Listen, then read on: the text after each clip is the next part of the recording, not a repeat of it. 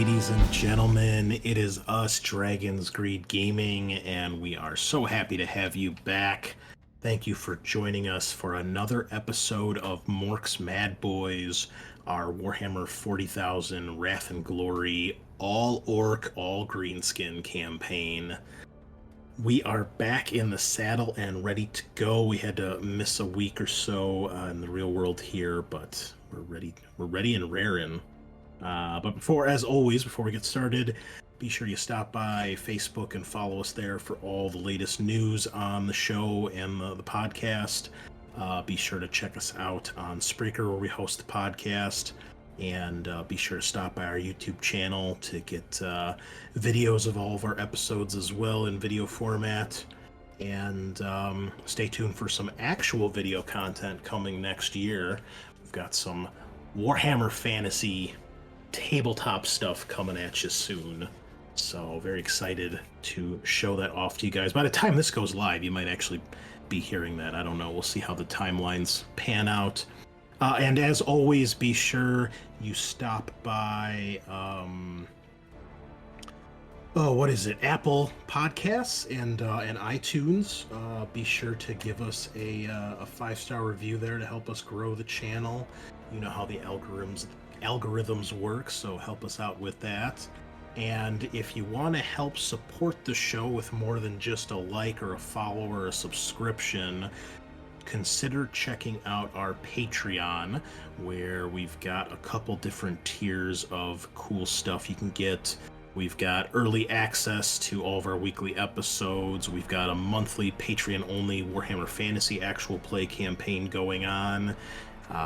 We've even got an opportunity to play some games with us, get some one-on-one talks with any of the cast for once a month, and some very awesome artwork that Kyle has been pumping out of various PCs and NPCs from both of our campaigns so far. So lots of cool stuff. Come by, check it out. If you want to throw a couple coins in the Dragon's Hoard, it certainly helps.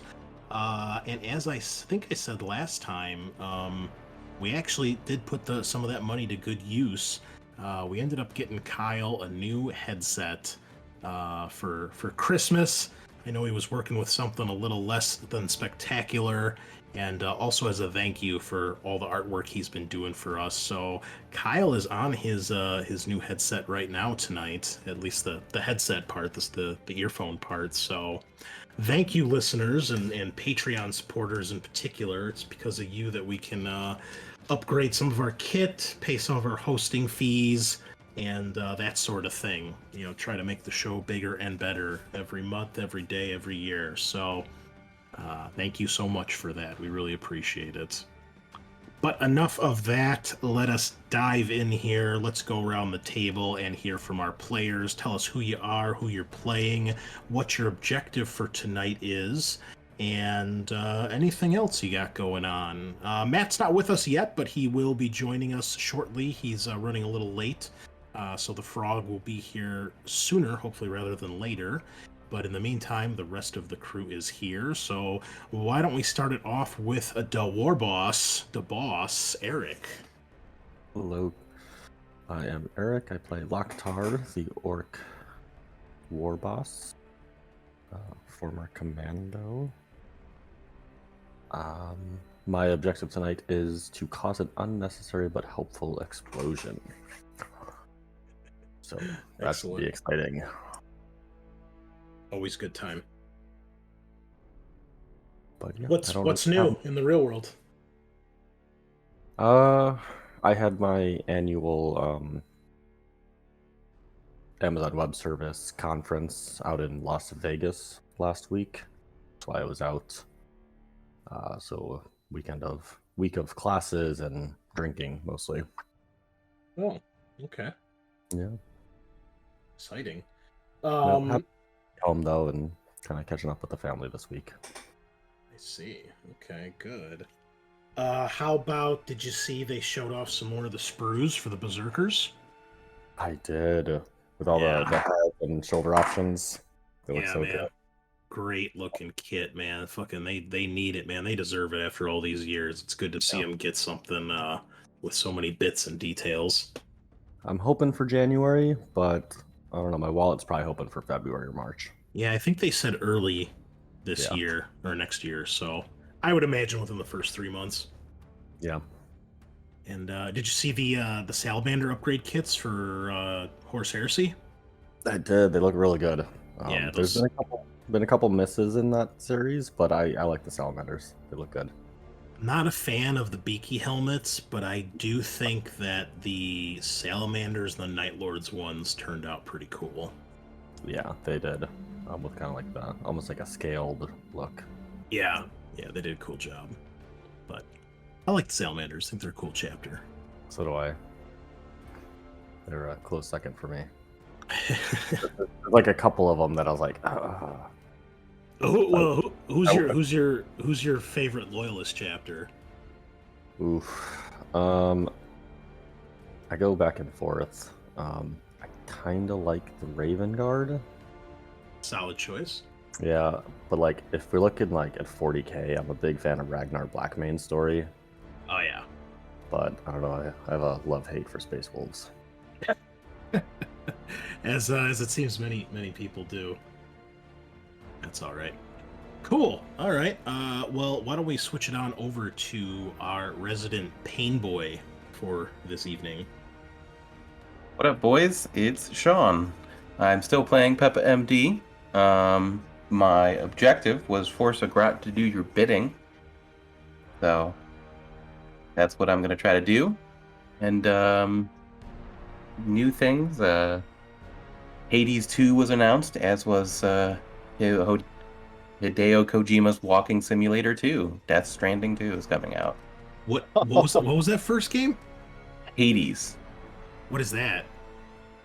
It's like a action roguelite, yeah. So you start in one area and you go in through different rooms, killing guys and trying to escape hell.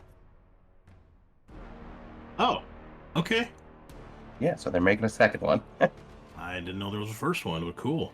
All right. Yeah. Great. Any other cool news we should know about? I mean, it's the holiday season, so just doing normal holiday stuff. Waiting for it to finally snow instead of rain. Don't wish for snow. Fucking plebe, get out of here. Snow is awful. No, well, we live in an area where it snows like 60% of the year. I don't know what to tell you. Yeah, so we don't need it now. We need it later, or preferably never. Come on, global warming. Yeah, do some work, like the Republicans are always saying. Yeah, my wish every year is to not have a white Christmas, just so I can hear everybody moan about how they didn't get their white Christmas. That brings me joy. Interesting. Fucking snow and Christmas, blah. Anyway. Okay, well that's great. Moving on, we have the Redbeard. What's up, my man? Hey guys, it's Kyle, and yeah, I would like to thank everybody and thank Chris. These are amazing headsets. I was using, yeah, some pretty bunk ones. Oh, this is definitely an upgrade. What did you actually have for your actual earpiece or earphones? Well, for the doing the podcast, it's I have like earbuds, but for like gaming, when I'm on my PlayStation, I'm working off the old like actual comes with the PlayStation 4 bullshit. So yeah, this is a huge upgrade, so thank you very much. They cover your ears and everything. Yeah. And yeah, I'll be playing Grave Squatcha, the burner boy who likes to burn shit. My objective, like my war boss, is to cause an unnecessary but helpful explosion. So hopefully you get not one but two tonight. And yeah, as for fun stuff, yeah, it's the holidays, so just kind of scrambling to get stuff done and in time for gift giving. So yeah. Well, the more explosions, the better, I always say. Absolutely. So, excellent. Okay. And slithering his way in between the chats, Matt has joined us. Perfect timing. What's going on, buddy? Hey, got it just in time. It's going pretty well. Sorry about that. But yeah, I'm here planning to play Edaka again, who is shooting to apply the cunning of the orc god Mork to a situation. Okay. And we'll see how that goes. Holiday wise, I don't know. We just did our had a viewing party for the Muppet Christmas Carol, one of the best Christmas movies ever. I guess that's the thing that happened. And we had some spice wine and various bits, cookies and things, and pretzels that were made by my brother and his wife, and those were very good. Yeah. Well, I've got a sugar cookie blizzard waiting for me in the fridge, or in the freezer. From shit. DQ tonight, yeah. Stopped to get the wife something, and I saw that. I was like, I'll give that a shot. Sounds good. Cool.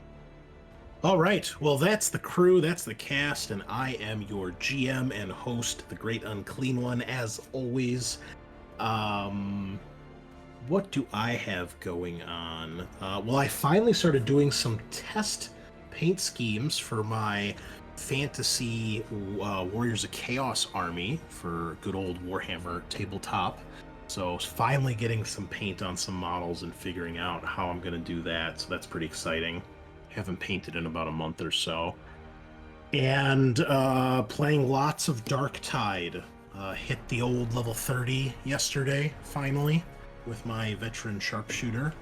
And we've been trying our hand at some level 4 difficulties, which are pretty nasty. And I got 2 very difficult achievements done tonight, or earlier today, thanks to other Matt and our friend Ernie. We were trying to help each other get some of the harder achievements and like class unlocks to get some different cosmetics and stuff, so that was pretty cool. I had to get through a whole level without taking any melee damage. Not easy. Not easy. So, that was pretty exciting. But now that it's like level 30, it's like, what do we really do? Like, I don't know. I'm worried that game might not have enough endgame content like Vermintide, so hoping they address that. But the game, it's fun. If you're a fan of 40K, I highly recommend you go check it out. They fixed a lot of the bugs and issues. There's still some crashing issues, but for the most part, the game's pretty awesome. Looks fucking gorgeous. One of the best looking games I've seen. Not just because it has impressive graphics, but just the scale and the sheer scope of everything. If you want to feel like you're in 40K, it's one of the best experiences so far. Definitely check that out. And you get to fight the hordes of Nurgles, so what's not to like? Great stuff. Other than that, that's about it, man. Just plugging along here. Just trying to get stuff done. Got some more cool content in the pipeline that we're working on, so hopefully share that soon. And we got Up in Arms for Warhammer Fantasy RPG is supposed to be shipping in the next week or so. And I think the actual physical copy of the Wrath and Glory GM screen is supposed to be here soon too. So lots of good stuff. Lots and lots of goodies. Very exciting. But that's enough of that. Why don't we talk about our game here? So, last we left, if you missed last week's episode, or to give Eric a quick refresher here since he was not here, the tribe had finally finished up on the planet Fentros, making a deal with the feral orcs there in exchange for their assistance to help against the human tribespeople that you were warring against. One of the bosses there accepted a chance to meet with you guys, and he wanted you to fight and prove your strength and worth by fighting a massive alien snake-like creature that could kind of camouflage itself. And the 3 of you, so the group minus Loktar, decided to take him up on that offer, and despite some botched fear tests and Brack Gop running away in fear, Peppa helped pull you guys out of the fire with some pretty amazing rolls with his heavy bolter, and you guys managed to take the thing down with no casualties. So the feral orcs, at least part of the feral orcs on that planet, joined up with you guys. You led a very successful counterattack campaign against the human tribesmen, pretty much annihilating an entire tribe and taking what few scraps you could and enslaving the rest, but getting some valuable feral orc allies in the process, including the one boss as well. That whole tribe joined up. His name was Zagranak. That is the name of the feral orc boss. So you have many feral orcs, lots of squigs, and even a few squiggly beasts to ride, and more boar riders and such, beast snaggers, to join the tribe. At that point, you decided it was time to leave the planet, not wanting to linger too long. Loktar putting his blood axe thinking to work and explaining that you guys needed to probably get your hands on more scrap, more orcs, and more guns, because some Imperials have gotten away, and the Imperium probably knows about your presence in the system at this point, and if not, they probably will soon. So it's time to start gearing up for war, because they're probably going to send more than one ship to try to put you guys down if they can find you. So with that said, you guys decided to make your way across a good chunk of the system to the planet of Akrados, which is a waste world where the Imperium dumps billions and trillions of tons of trash with these massive Adeptus Mechanicus ships. You reasoned that even though garbage and trash of all sorts is dumped there, you would probably find just a planet full of scrap for the taking, and could probably stock up and finally start making more weapons and dropships and whatever else Mulgrim has in mind. So it was a long journey. I think it was like 9 or 10 weeks long, so you debated whether or not to go into warp travel, and Headhacka decided you guys should actually talk to the navigator on your ship and see what was up with him. So you met with one of the rogue traders' only remaining inner circle, and that was the navigator, Krotar Vashir, and that meeting didn't go too well, although Headhacka put on a nice polite face and tried to play friendly. Gravescorcher insulted him a bit too much, and the guy clearly has an opinion about himself and basically just told you to buzz off. So, not wanting to push their luck any further, they decided you guys would just travel through real space to get there. And you'd stop on Charcion, one of the mining planets, on the way there to maybe do a little light raiding and pillaging. And when you got there, the boys had been so cooped up after 5 weeks of real space travel that pretty nasty riot broke out. The ships each suffered critical damage, and you guys are kind of in orbit above this planet now, very close to where we started the campaign, and decided, you know what, we should definitely do some raiding, do some repairs, and let some of the boys out to blow off some of the aggression before they tear the ships apart. So if I recall, the Vindication took some heavy damage to its bridge and now has a critical effect on the bridge. I don't remember what happened to the other ship, though, if anything. Damaged thruster. Oh, that's right. So you're kind of putting through space now, if I recall. Matt did fix one of them. I just don't know which one. I believe it was the bridge, because you guys figured it was your flagship, and also you can't operate a ship without a bridge, and that's how it got the complication, because he rolled a complication on the repair test. Gotcha. The other one we ruled he could only repair one at a time, and so I think you rolled to have the crew roll, and I believe they failed? Maybe? Don't remember. Anybody? The roll to keep the orcs in check? No, if anybody tried to repair. I'm looking, I see Matt's tech roll here when he tried to repair the ship. Yeah. I don't see any other tech tests there to fix anything else. I think it was just the bridge one, and then the complication we just kind of stuck with making the other ship keep its whatever its complication was. The thruster hit. Let's go to the Starship critical hit table here. Yeah. Thrusters damaged.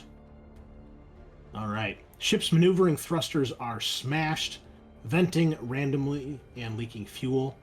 Roll 1d10. On a 1 through 7, the ship can still maneuver, albeit slowly. Reduce its maneuverability bonus. On an 8 through 10, the thrusters are completely damaged and the ship cannot turn. Okay, we'll roll a d10 then. Okay. I also don't have the notes from that session in my log. It's mysteriously disappeared. So it's like, what? Now I do remember taking notes for our when we went through the Palisades and fought the alien snake. Yeah, that's okay. That's okay. It happens. There was an update to Foundry, so some stuff could have gotten shipped around. At least it didn't crash the system this time. All right, so Sean has rolled a 9, which means the thrusters are completely damaged. So until that is repaired, your ship cannot turn. It can only go in a straight line. Which probably means you're more or less pointing at the planet because you were coming in that direction. So you definitely are going to need to fix that. So if one of you wants to try a tech test while Head Hacker was repairing the other ship, or you can have the ship crew roll. Let's see. What was the DN of the test? Let's go back to that. I don't think I'm a tech boy. Yeah, I've got 4. And got that's just 5. because of my intellect. It's DN 7. Yeah, okay. Let's just check one thing here. Yeah, you don't want me touching tech. It seems like that's the case for most of us. Well, you can have the crew attempt. They are, 6 dice, Yeah. if I recall? So, I mean, you might as well. Yeah, I guess I'll have the crew try. A tech test. EN7. Ooh, a critical? Would you like to use your Wrath to get some rerolls? Sure, we'll have Peppy use some RAF. It is RAF and glory. You got a point of glory right there. Oh, not enough. Nope. All right, but you did get a point of glory, and you do have a critical. So I'll tell you what. You can use your critical. The next time you attempt that repair, it'll only be DN 5 instead of 7. Nice. But the first day you guys try to repair it, the crew's just unable to get anything done on it. Well, they get stuff done, they just don't completely fix it because it's pretty extensively damaged. So that is where we'll pick up unless anybody has any questions about anything. Nope. Okay. Well, with that, we'll assume that the group of you are probably together on the bridge of the Vindication, or perhaps at least in touch over the Vox. And yeah, you guys can decide what you want to do next. These repairs are taking too long. We need to get the boys off the ship. Sorry, boss. Boys aren't very good with tools.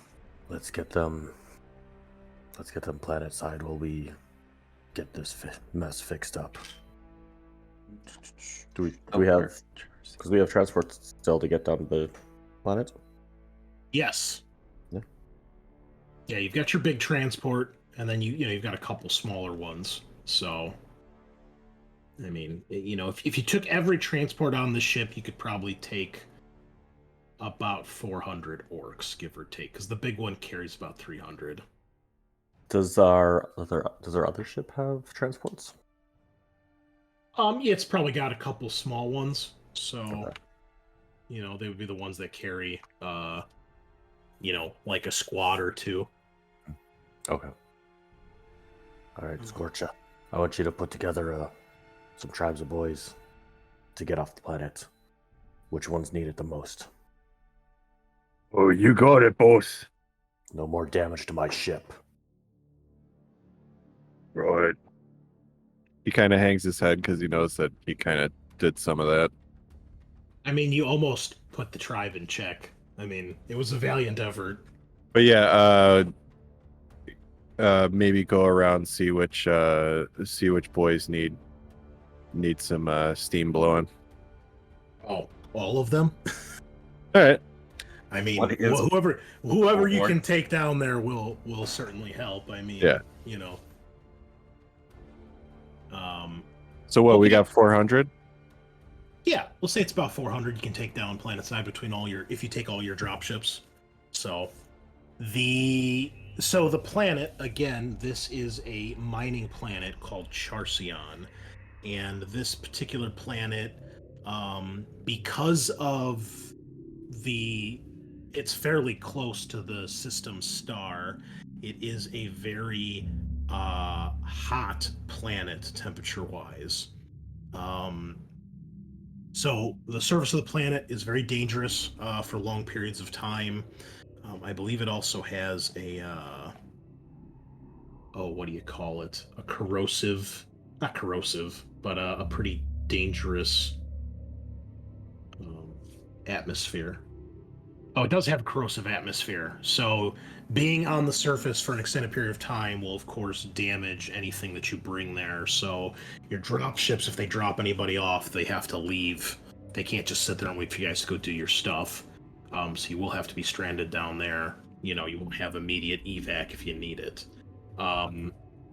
The surface of this planet, about 75% of the surface, is covered in old Dark Age technology, which are basically solar panels that convert the solar energy of the nearby star to power everything in the mining operations down below. According to the records you have on the Vindication here, it talks about a massive Adeptus Mechanicus mining operation that is in just a vast network of never-ending tunnels and mines beneath the planet's surface, where it is obviously cooler and thus a little safer for life to be.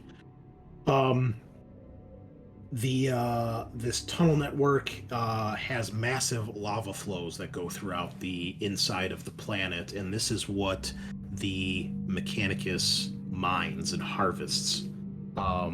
There is a very rare type of ceramite here known as black ceramite that, while not just being ceramite, which of course is used in power armor amongst other things, it also makes for a very expensive type of gem, which is used in jewelry and high-end type things in the Imperium. So very, very expensive and worth a lot. Now, because of the conditions on this planet, mutations are not uncommon in the human populace. And because of that, anyone that is fully human here, partially human, is not going to last very long. And most of the human biological population here is a prison population, basically sent as a death sentence to work in the mines until they die from the environment, the work, mutation, or a combination of all three. Because of this, a large portion of the workforce is mechanical, with lots of servitors and a good Adeptus Mechanicus presence here. But as with any world in the Imperium, there's also a big chunk of manpower as well. So that is what you guys are kind of dealing with here. How would you like to proceed? Even though, like, it's got a caustic atmosphere, we're still orcs, so we can probably survive for a certain amount of time, right? Well, basically think of it like this. Just being down there, any equipment you have is slowly going to just get eaten away at while you're on the surface of the planet. Mm-hmm. According to the records, once you're in the tunnels, obviously that stuff has airlocks so that it keeps the atmosphere out.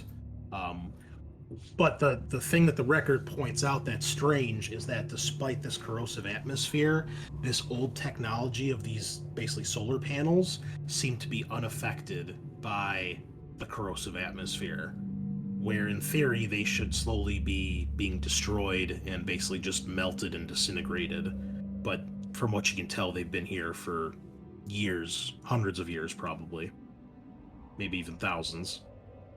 Okay. So, and because this, keep in mind, the temperature on the surface is between 31 to 80 degrees Celsius.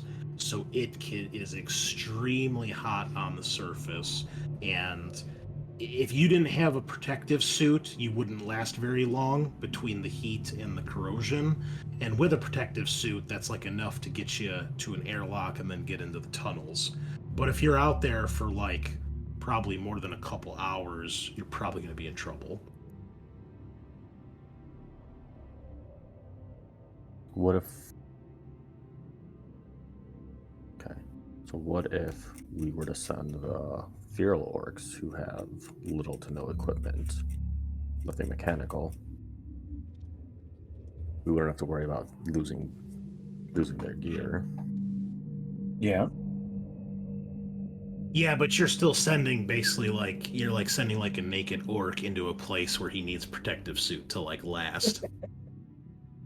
Yeah, but we'll probably be able to get, like, we're not going to be able to protective suit a mega armor or anything like that. So, do we have any mega armor? Negative. Hmm. Think of it this way, right? 37 degrees Celsius is 98 degrees Fahrenheit for us non-European listeners. And Okay, this can go up to 80 degrees Celsius. Hmm.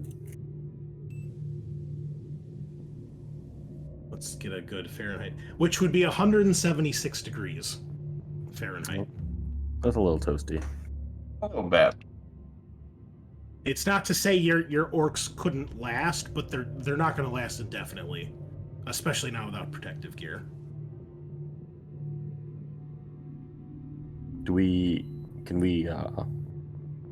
Is there airlocks all over the planet, or do we need to search one out from orbit? You'll have to find one, but from what you can tell in the records is that all the entrances into the mines are massive airlocks. I mean, the records don't give you a detailed map of any of this, but, you know, it explains. If there's anything else you want to try to find out, you guys could try to make a tech test here to dig further into the records and see if you can pull up anything else that's not on the planet sheet. Hey, Haka, find us somewhere to land, get in the airlocks. Yeah. If we could use the auger ray or the ship here and scan. Yes, you certainly can. So that's going to be was it awareness and your detection bonus of your ship? Which is like... I'm sorry, investigation plus the detection bonus of your ship. Is that like 2? Or 2? It is plus 3 from a component thing. Alright, sure. So it's a total of plus 3. Because you have, I think you've got a special, there's something special on your ship. I don't remember what it was. Oh, it's the machine spirit of your ship. Knows for trouble. However, yeah, what we're looking for. when you go to scan Head Haka, you realize that there is something interfering with your ship's systems, and the detection bonus of your ship is currently halved, rounding down. The detection bonus is only +1 right now. Okay. You can try to figure out what that's coming from with a separate test, but when you get ready to start scanning the planet, you realize something is causing issues. Okay. Sean, you could make this test as well from the Purging Fury if you'd like, since you are the captain. You can make a scan as well. If you do, same thing, you notice some interference that's reducing the detection bonus of your ship by half. Interesting. Okay. Yeah, let's try it. This is just at standard here, which is nothing. Yeah, the more successes you have, the better. You need at least 3, but the more you get, the more info you can get. I don't know. Let's see. Be sure you reset your wrath too, Matt, if you haven't already. Yeah. I was just thinking about that. It's like I'm full of that. Yeah, I'll throw one out. You guys Why have a point of glory from that critical if you want to do What? that. Oh, that's 3. Okay. All right, Sean, you giving it a check? Yeah, I'm gonna do a tech test to see if the boys can figure out what's going on. Okay, go for it. Complication, but a success. All right. And the complication, please. Machine spirit. Okay, so your sensors are even more off the charts than and messed up than the Vindications. So for the time being, any further scans with your ship, its detection bonus is going to be 0 until you figure out what's going on. Okay. But you guys both pass. What exactly are you trying to find, or what are you trying to scan for? Well, Peppa's trying to figure out what's affecting our scanners. So that was the tech Okay. test. Okay. So, Matt, what are you scanning for on the planet? I think if we could find like an access point to the tunnel system or somewhere that we could drop in that would leave us not out in the open in the caustic environment as much as possible. Okay. So as you're scanning Head Hacka, you do, it takes a while because of all the solar panels that are down there. You keep thinking, and those keep getting picked up, that maybe that's a bulkhead or an airlock entrance or something like that. So it takes you, probably a couple hours as you're scanning. But eventually you do find the planet has some rocky, like mountainous terrain, not like massive mountains, but smaller ones, and some hills and things like that. You can tell there definitely were oceans on this world at one point, but it is now just an arid ball with none of that anymore. But at some point it did. So you do see the places where there would have been oceans and or I guess seas and lakes, not oceans, but same thing. But what you do find is inside, you see what looks like a small mountain range. You realize it was probably something that was underwater at one point in like a large sea. And down in between some of those mountains, you do find fairly well hidden, that's why it takes you so long, an airlock. Definitely an airlock entrance.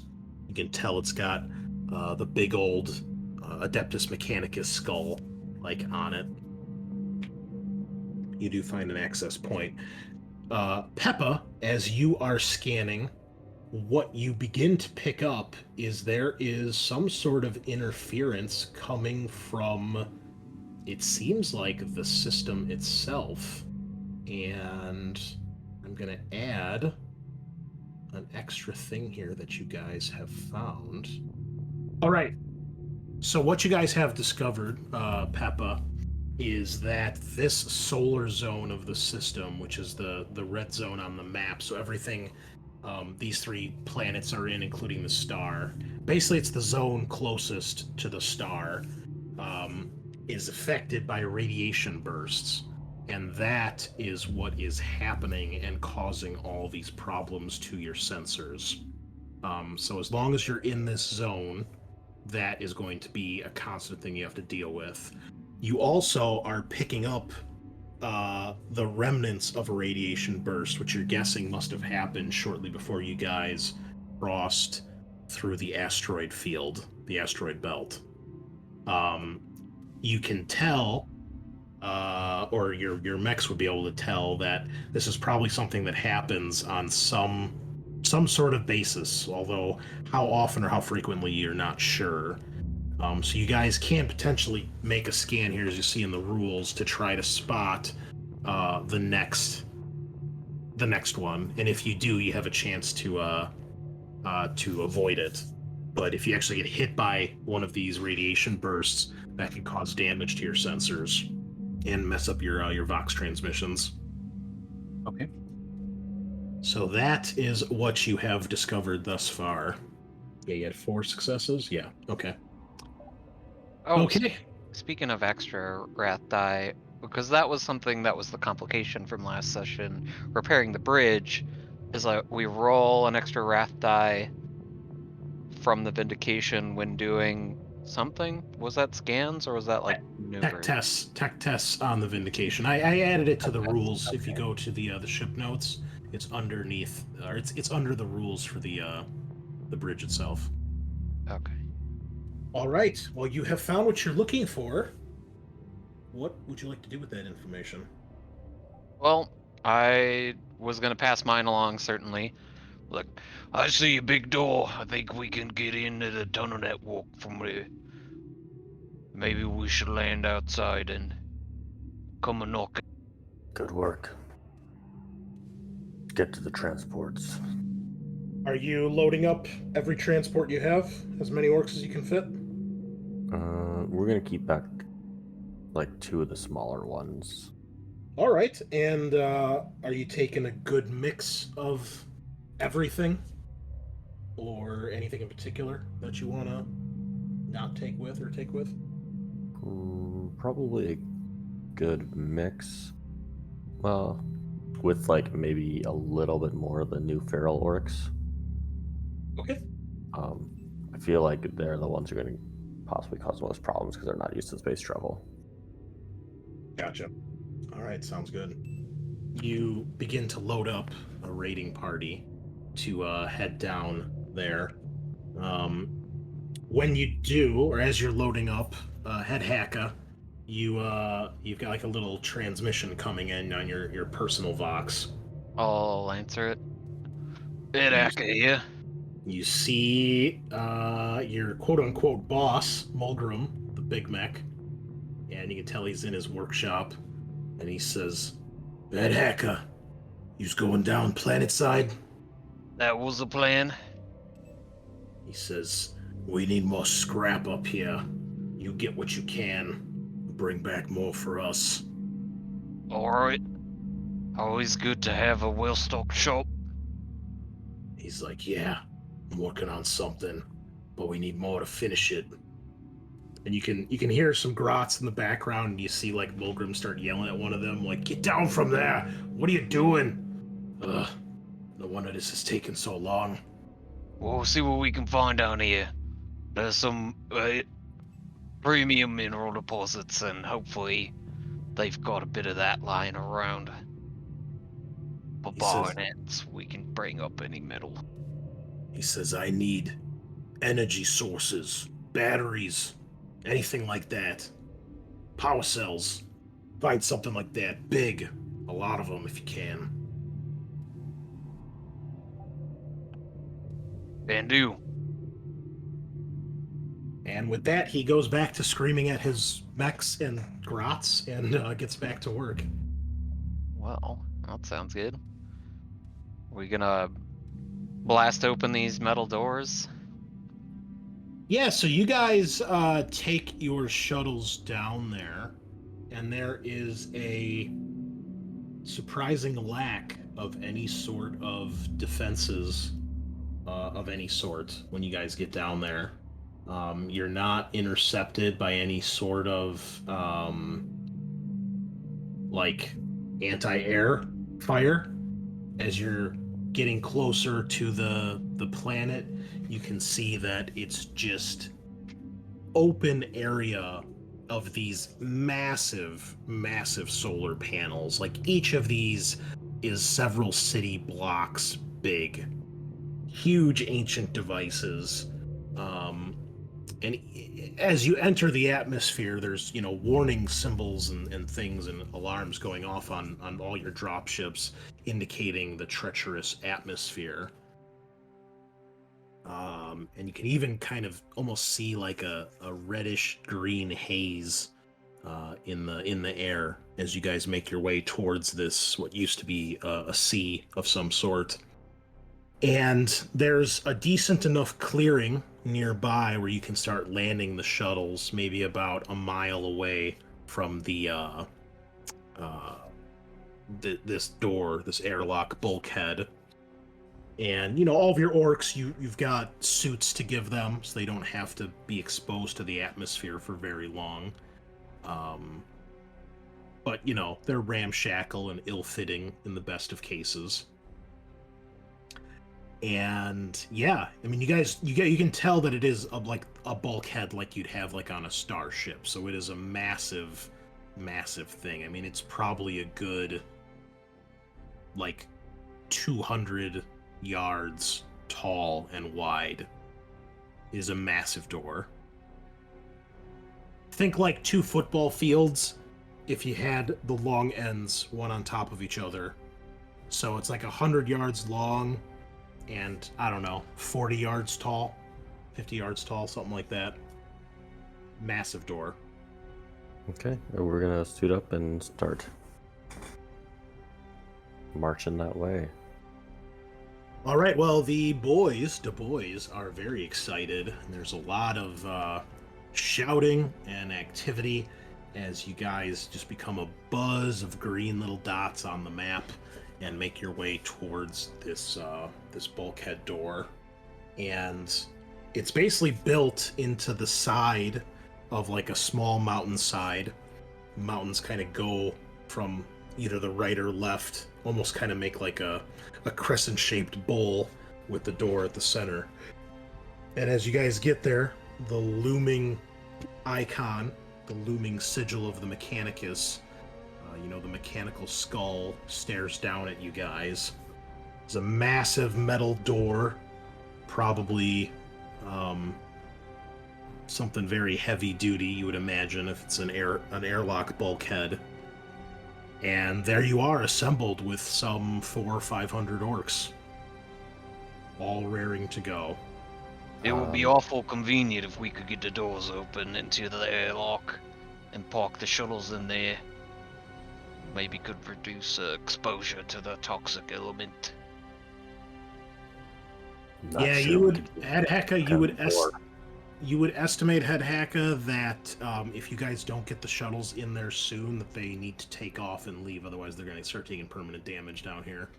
Let's see what we can do. Is there like an obvious control panel or something like that, or should we? Give me an awareness test. It's actually not so bad.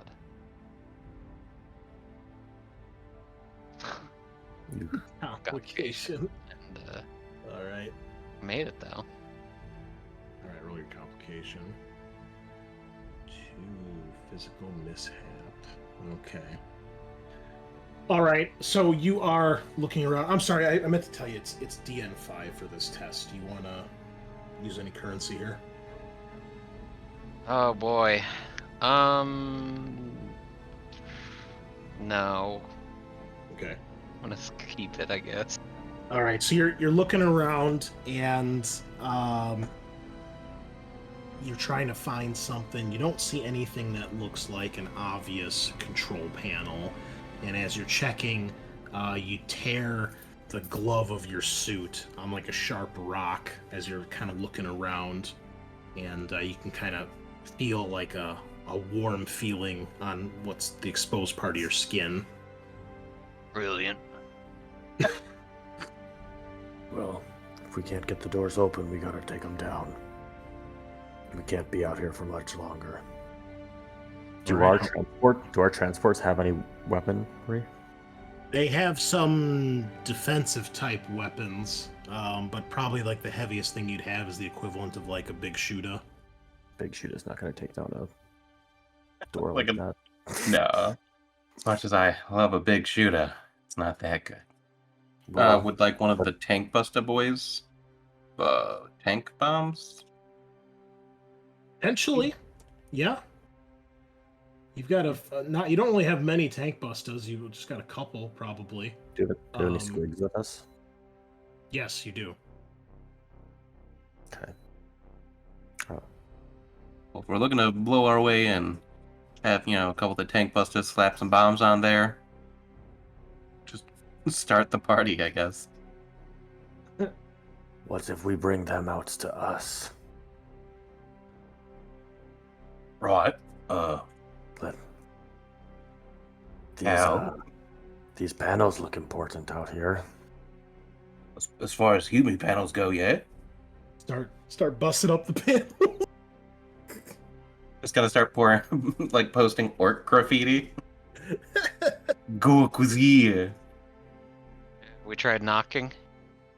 Oh, well. No, you have not. Let's do it. I'm gonna slam the power claw against the door in the middle, make a ruckus. Nothing happens.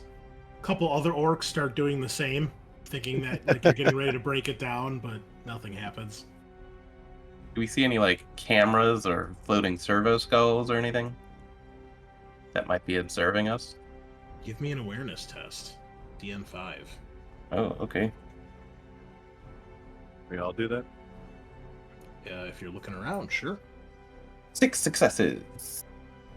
Well, Nope, goddamn. critical. Now Ooh, we're 7 and a critical. Did you roll your character sheet? Because it says Vindication on that. Oh, damn it. Disregard. You'll have to take one out of the pool then. All I the don't way know why from it's in space. The ship, Yeah. the ship sees a servo skull. I see all. All right. Well, My great Scorcha. Peppa with a great roll here. Let's see if Grey Scorcher can get anything. Not quite. Nope. Complication instead. And I complicate. Yeah, cool. Roll it. Okay. Another fiscal mishap. Ooh, I got one. As Scorch is kind of bopping around and looking, his leg locks up and he takes a tumble face first. Oh yeah, I forgot about the leg for sure. Yeah, it looks like the corrosive atmosphere is messing with it, and it's locked up right now. Damn it! Son of a. However, Peppa, you do in fact see floating around in the rocks. It was just kind of hovering, and that's why you didn't see it at first. But then you catch the light reflecting off one of the eyes, and you do see a serval skull kind of hovering there in the distance, maybe, 30, 40 yards away, up in some of the rocks. Okay, does it look like it's watching us? Oh yeah. Oi, boss! Up there! This is one of them floaty skulls. Watching us. Time to give it something to see. I'm gonna take my stick bomb that I Okay. left. I'm gonna strap it to one of the solar panels. Is this the stick bomb that we determined has ridiculous amounts of damage for some reason? That stick bomb? Oh, does it? Well, I think all stick bombs are like that, right? Yeah, for some Yeah. reason they do incredible damage, or they had a huge blast radius or something stupid. Yeah, it's like It's blast blast stick. That's sick. Okay. Yeah, that's easy. You don't have to roll for that. You just you just toss it. It's hard to miss. It's a massive, like I said, it's like blocks big. So you throw it and it does explode. Now compared to the size of this solar panel, it doesn't do a tremendous amount of damage, but it does damage it a little bit. And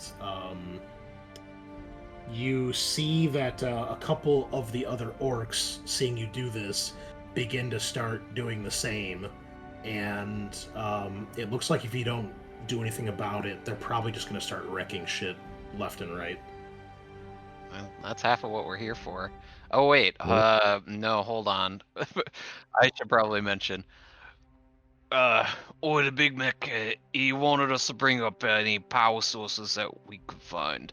I don't know what all of this is, kind of gesturing to the solar array, but if there's batteries these are hooked up to, or any generators, that sort of thing, we should bring them up, and that would advance our secret projects a bit more. All right. Hold. Go find out what they are. What's they're hooked up to. If we can, load them up on the transports. Yeah, I guess I'll Are you Take telling the boys to stop wrecking shit, Eric? Yeah, and I'm gonna tell them to direct their. I don't know, I'm gonna try and direct them somewhere else. Okay, well, that's gonna require a leadership test. I'm better at those now. That's good. Look at you playing the game, learning. Oh, he really is.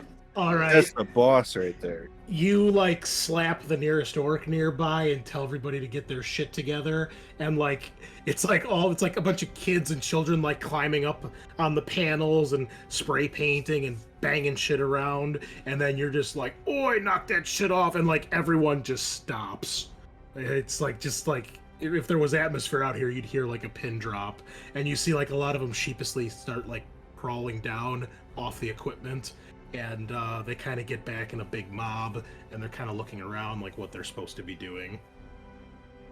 Yeah. Can I take a closer look at those to see if Sure. there's any relevant connections or maybe discern Give me a tech test here. More successes, the better. tech? Go. There's a lot of dice. Oh, there it is. Critical. Damn, son. Would you like to shift for something? Yeah, I guess I'll shift for quality of information. Okay.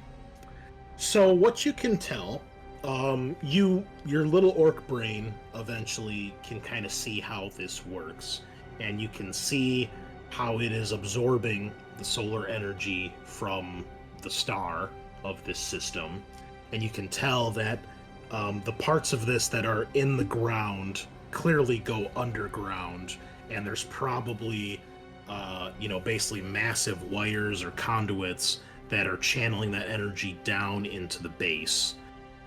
You would guess probably to some sort of generator, and then like a generator would probably be powering a specific area of the mines, and then whatever's hooked up to that generator.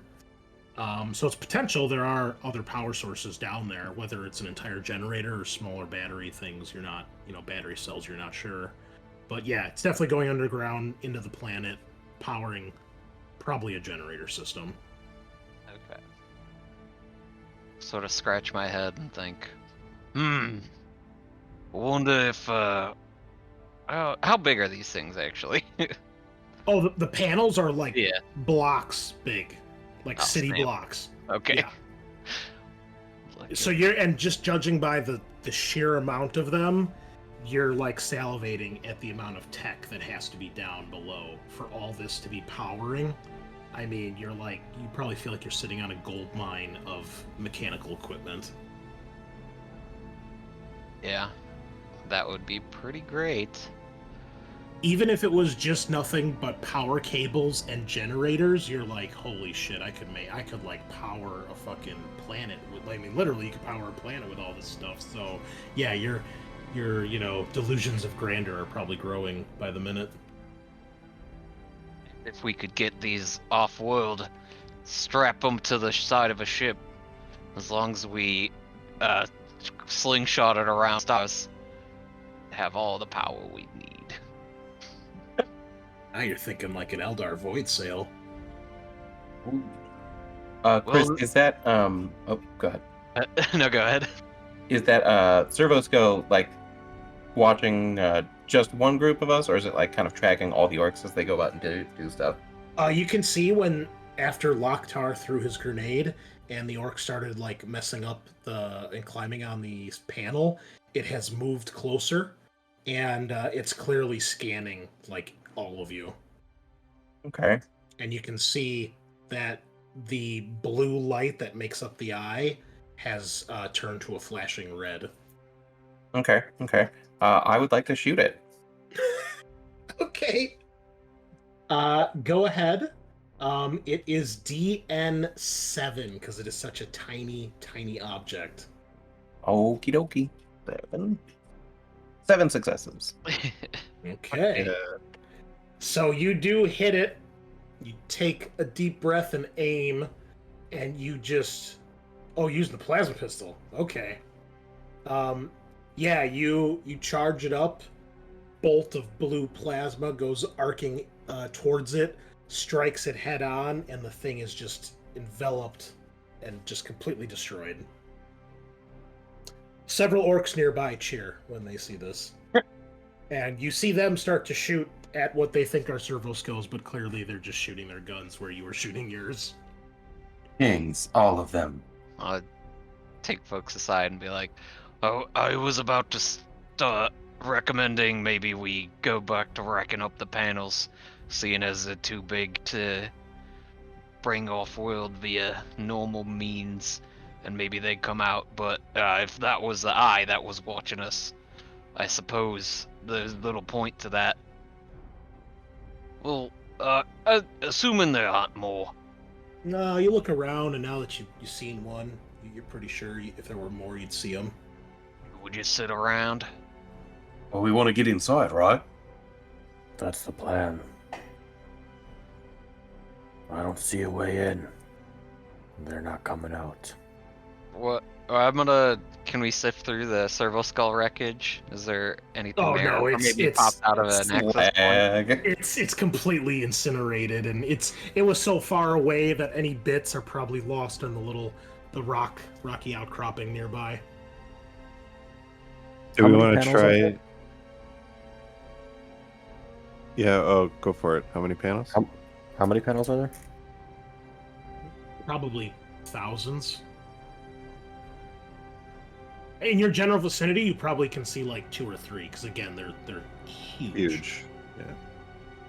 Okay. Could we turn one into a bomb? I mean, in the realm that all things are possible, yes. I might mean- need a little convincing as to how you accomplish that. I mean, they are storing energy somehow, so we couldn't find a way to Overload their capacitors or something. some way Like to a balloon where you put too much air in it. Yeah. like a we do that. welfare stick bomb.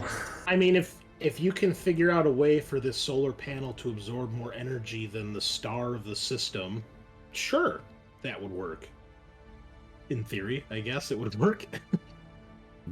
What if actually, I don't know, we did the opposite and like kicked up a shitload of dirt and then just blocked the light from getting to the panels? They're like city block sizes. Yeah. Oh, Yeah. There's thousands doing fire. it. How Nothing big is the wanted ship? That's city block size. Oh, the ship is massive. What are you proposing?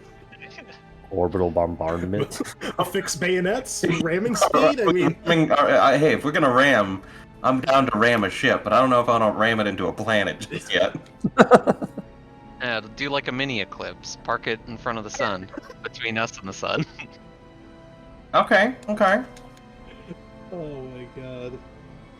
Well, a facility's probably got to have like a waste exit area, like pipes or something. We could try to look for waste pipes and see if we can sneak in that way, or just blow open the doors with the tank buster bombs and live life. Yeah, I mean that's. I've obviously been avoiding that because if we blow the doors open, then we don't. That not really terribly helpful as an airlock anymore. And then we just have to deal with the shuttles. I guess we could just call them back. That's probably not a huge problem. Yeah, I guess we could just do that.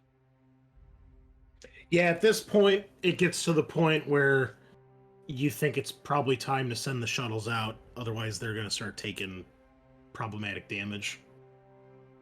I mean, and for that matter, if you guys stay here much longer out here without doing something, it's probably been about a half an hour. You probably don't want to be out here too much longer. And you could probably last a couple hours before you take any real damage to your suits, but depends how much you want to risk it. Your exposed part on your hand, head hacka, like, it's starting to feel really warm and itchy. Gosh. A bad sign. What do you think? Do we blow the doors? Let's just get a hole in. Maybe we can slap a bit of metal in front of it after we've gone inside. If it's just those boys going through. If anybody wants to give me a scholar test, you might be able to think of something. DN3. Sure. I've got one rank in that. 4 successes. Peppa reading books. Medical books. Maybe even ones without pictures. Nope.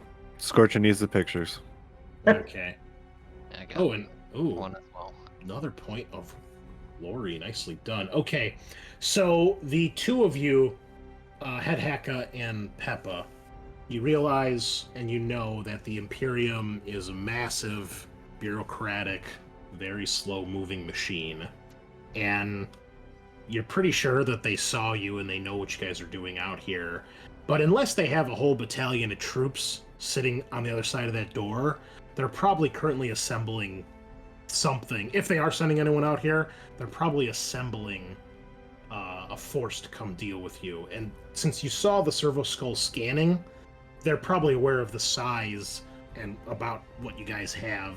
So unless they have a confident battalion sitting on their side of that door, they're probably assembling one right now, which might take a little while. It's only been about 30 minutes. Okay. So it's going to take them a little while to muster a force to fight us, so we do have some time to maybe search for other openings. But if they're going to only open it when they're confident, then Then they're not going to open it for a few hours. It's going to be quite the fight. Yeah. And that is why you came down here, right? Yeah, I mean, we did come to give the boys a good old scrap. Locktar, give me a scholar test with a +1 bonus. That's probably not enough. Oh, Oh, okay. It's 3 in the complication. Roll the complication. On the physical mishap. Okay. So you're sitting there, and as you say, it's probably going to take a while. They're probably not going to wait until they're confident. You think that maybe you would have time to potentially ferry more orcs down here. And if they do have a big force come out, you could have even more orcs waiting. And you do know your boys are chomping at the bit for a fight. So you know that they are amped up to 11 right now. Let's send the transports back. Let's get more boys. They're ready for what we have here now, not what we can bring. Make sure there's bombs on those ships.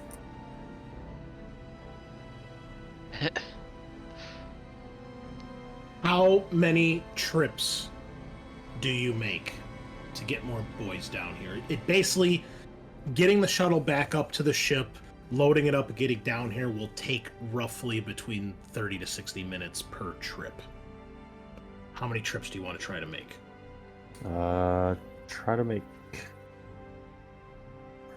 2 more trips, I would say, at least. Okay. All right.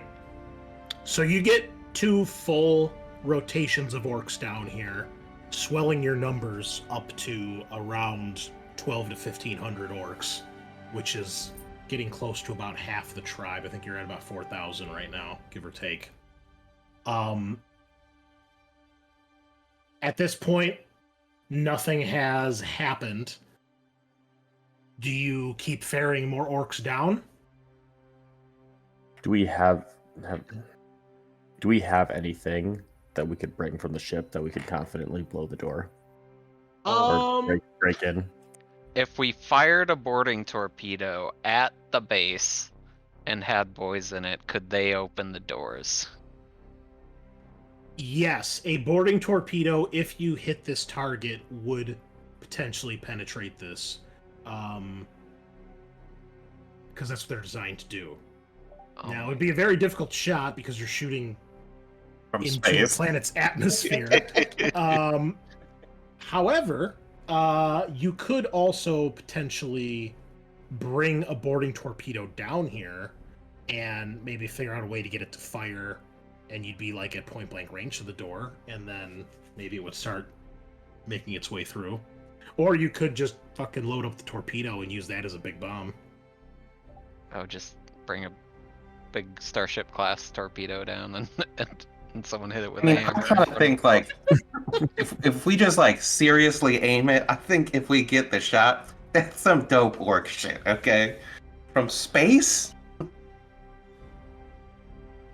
Okay, but we're all standing like right next to the door. I mean, you got 36 torpedoes left, so You know, You gotta smoke them if you got them. right. Don't want to waste them. hey, this is your guys' story. You tell me what you want to do. So I do think- we I want to think bring blowing the up a- bomb? Yeah, I think blowing up a door from space isn't considered wasting one. Quite the Okay. contrary. We're living our best orc life. Yes. But the boarding torpedo, if we can bring it down to planet, does have the cutters required to cut into it. Plus, it seals at the end. Basically, because the So we idea could- is the torpedo gets stuck like in the hull, so it plugs the hole that it makes, essentially. So we could potentially use it to reseal the airlock. Both of Yep. these are incredible plans. Let's try it. That sounds pretty fun. Okay, so you bringing a torpedo down, or are you firing one from the ship? We're bringing it down, and we're going to use it as a You battering ram. can move the orcs out of the way so the torpedo doesn't, like, if it blows up, it doesn't kill everybody standing next to the door. No, they're there now. Okay, They want to watch it happen. it's true. Okay, worth it. Okay, so you're bringing the torpedo down. Yes. Yes. All right, please mark off one torpedo off your ship quantity for your ammo. And you, instead of bringing down another load of orcs, you bring down a slightly smaller load of orcs and one of your ship torpedoes, which, you know, is like, I think a couple 100 meters long or something silly like that. You bring down one of these massive torpedoes. Most common torpedoes over 60 meters long, and contains both a powerful warhead and a short-lived plasma reactor, similar to but less stable than those used on starships and Titans. Okay. So the plan is try to get it to fire and just hit the door at point-blank range, more or less? More or less. We're just going to use it as a battering ram. Alright, I love it. I will need someone to give us a tech test here. This will be DN 7. Don't miss. Tech test, you say? I could try that.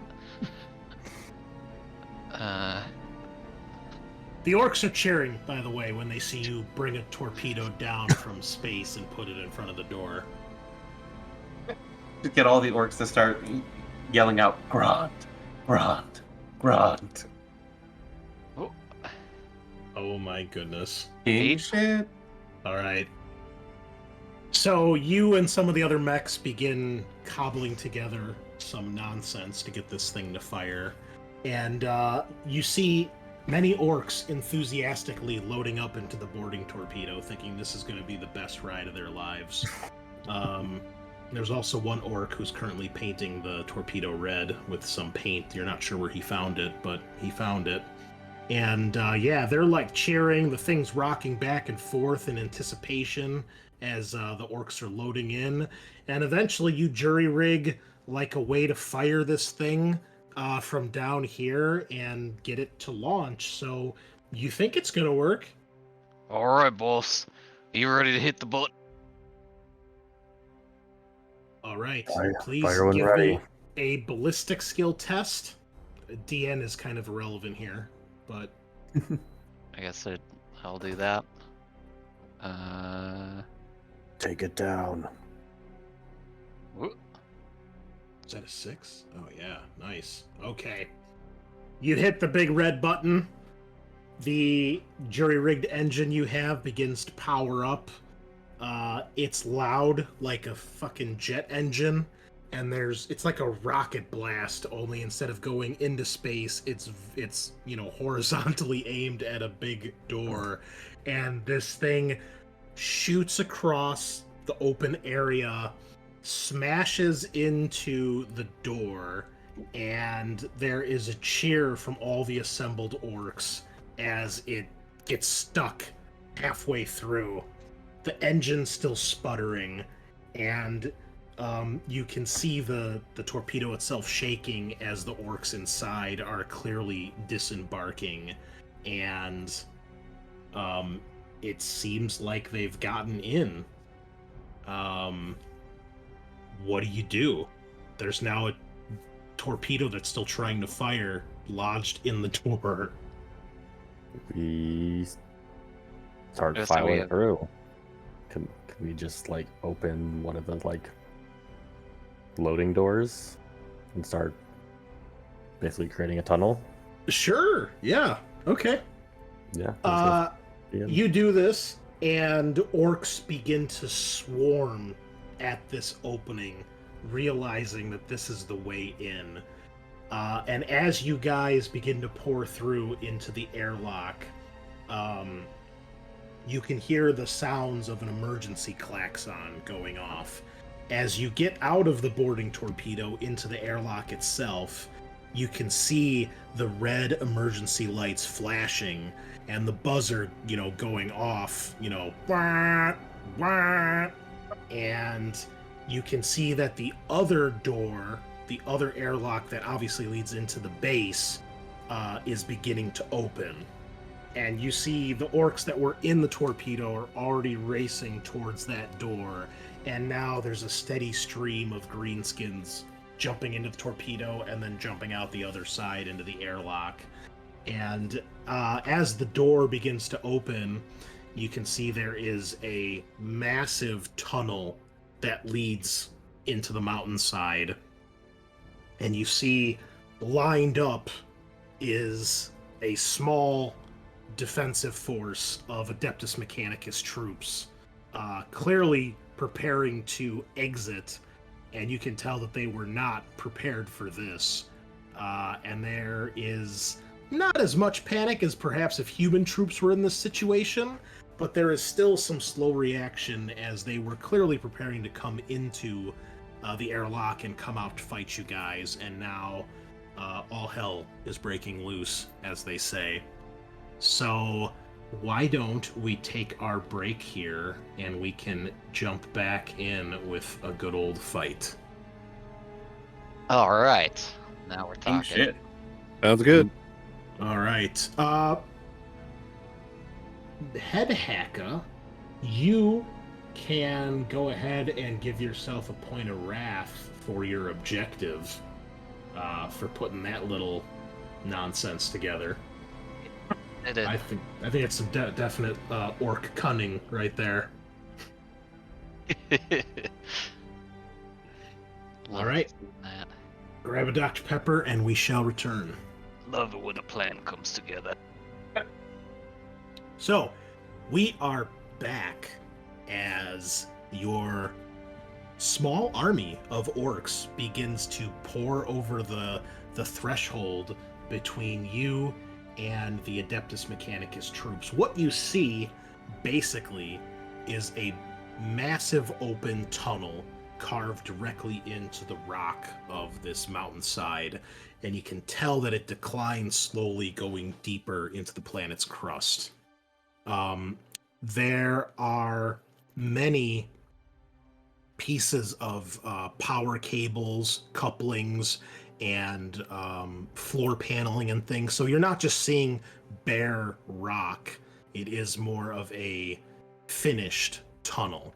You can still see parts of the rock here and there. It's not like you're walking through like a starship corridor, but it's more than just like an old school mine with a, like a track on it.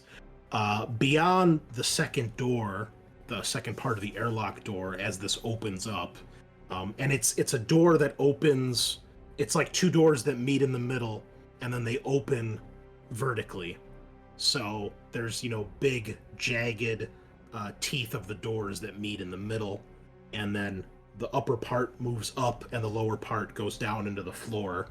And as it's reaching the bottom, the first line of your orcs are vaulting over the door, and beyond them you can see several ranks of Adeptus Mechanicus Scutari standing in a defensive formation, not prepared for the sheer amount of orcs that you have, and certainly not prepared for them to be on the other side of this door. they quickly and hastily begin to try to take up firing positions, and very quickly you see the familiar blue discharge of those electronic bolts and the pulse of their rad weapons start to disgorge into the front ranks of your orcs, and we've got ourselves a proper fight here. So, this is going to be a bit more of a narrative thing, as we're not going to sit here and roll as, 3,000 people duke it out.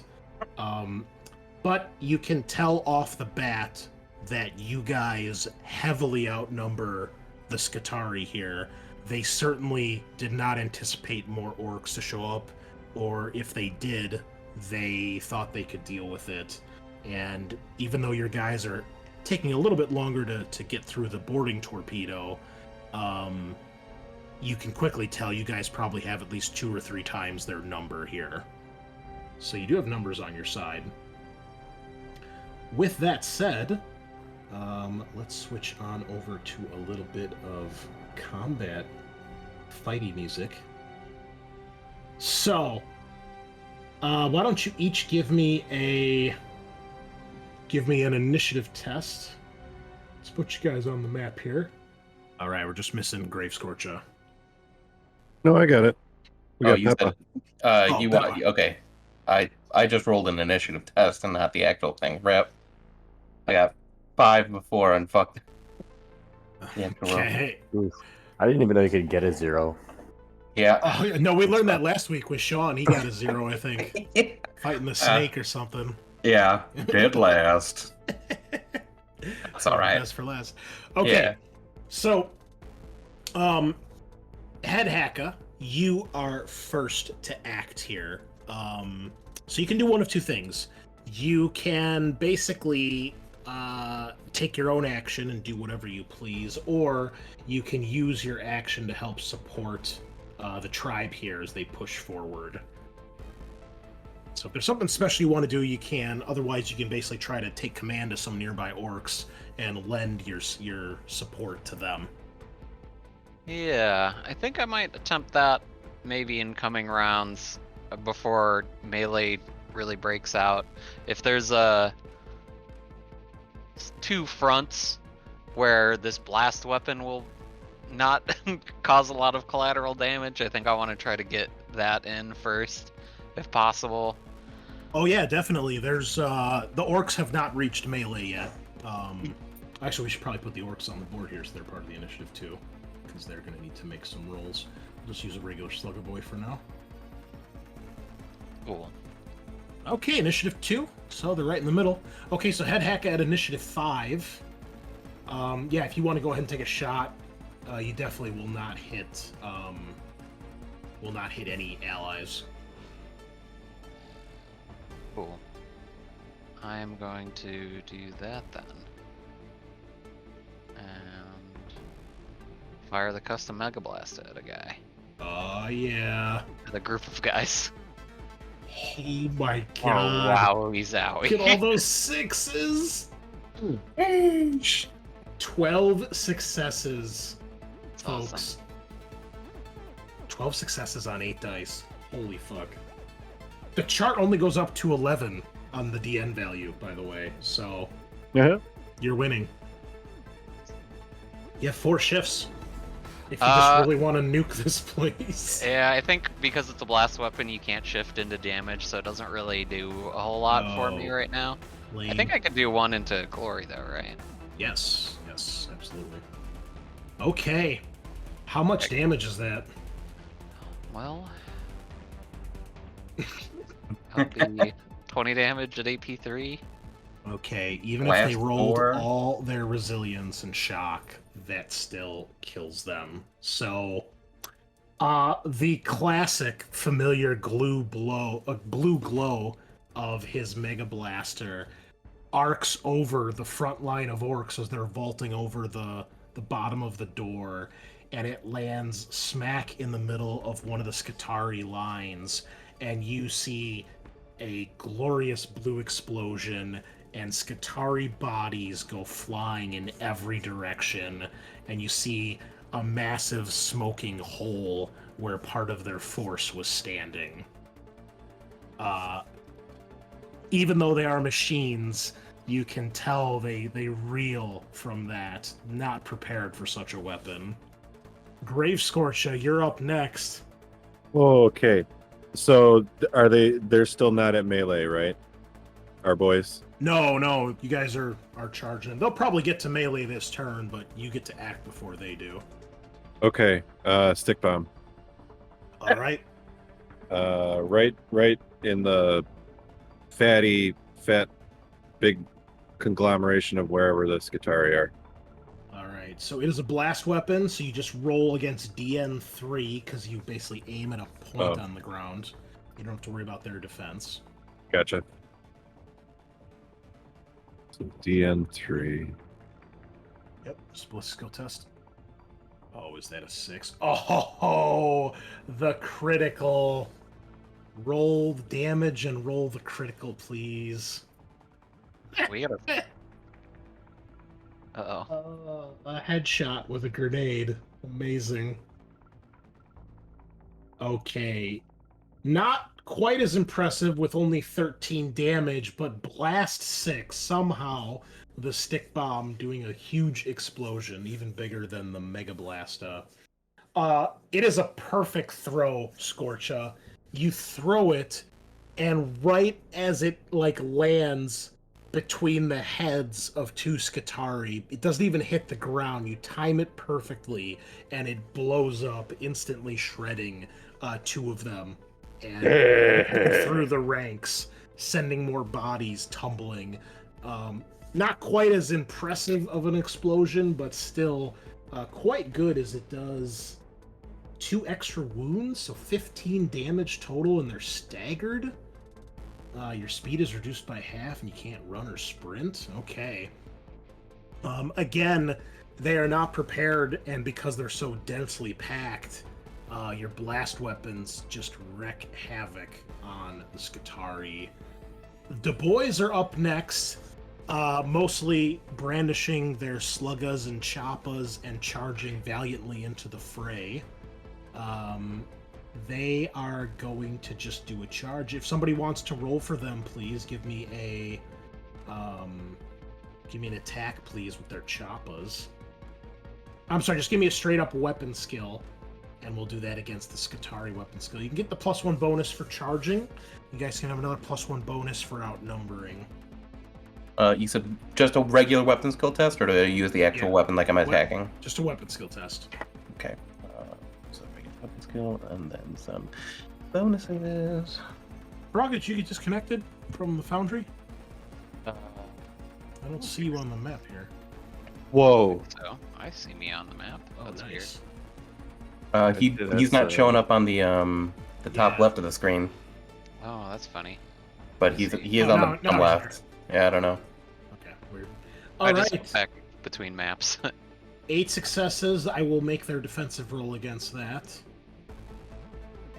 And, well, they put up a decent fight, but not quite enough. You have, what is that, 3 successes? Okay. 8 successes versus 3. The orcs crash into the Skitarii lines before they can even begin firing, and it is an absolute slaughter. Wahs are echoing through the chamber, and the front line of Skitarii are just crumpled as the orcs just crash into them like a green tidal wave. Oh, yes. Peppa, you're next.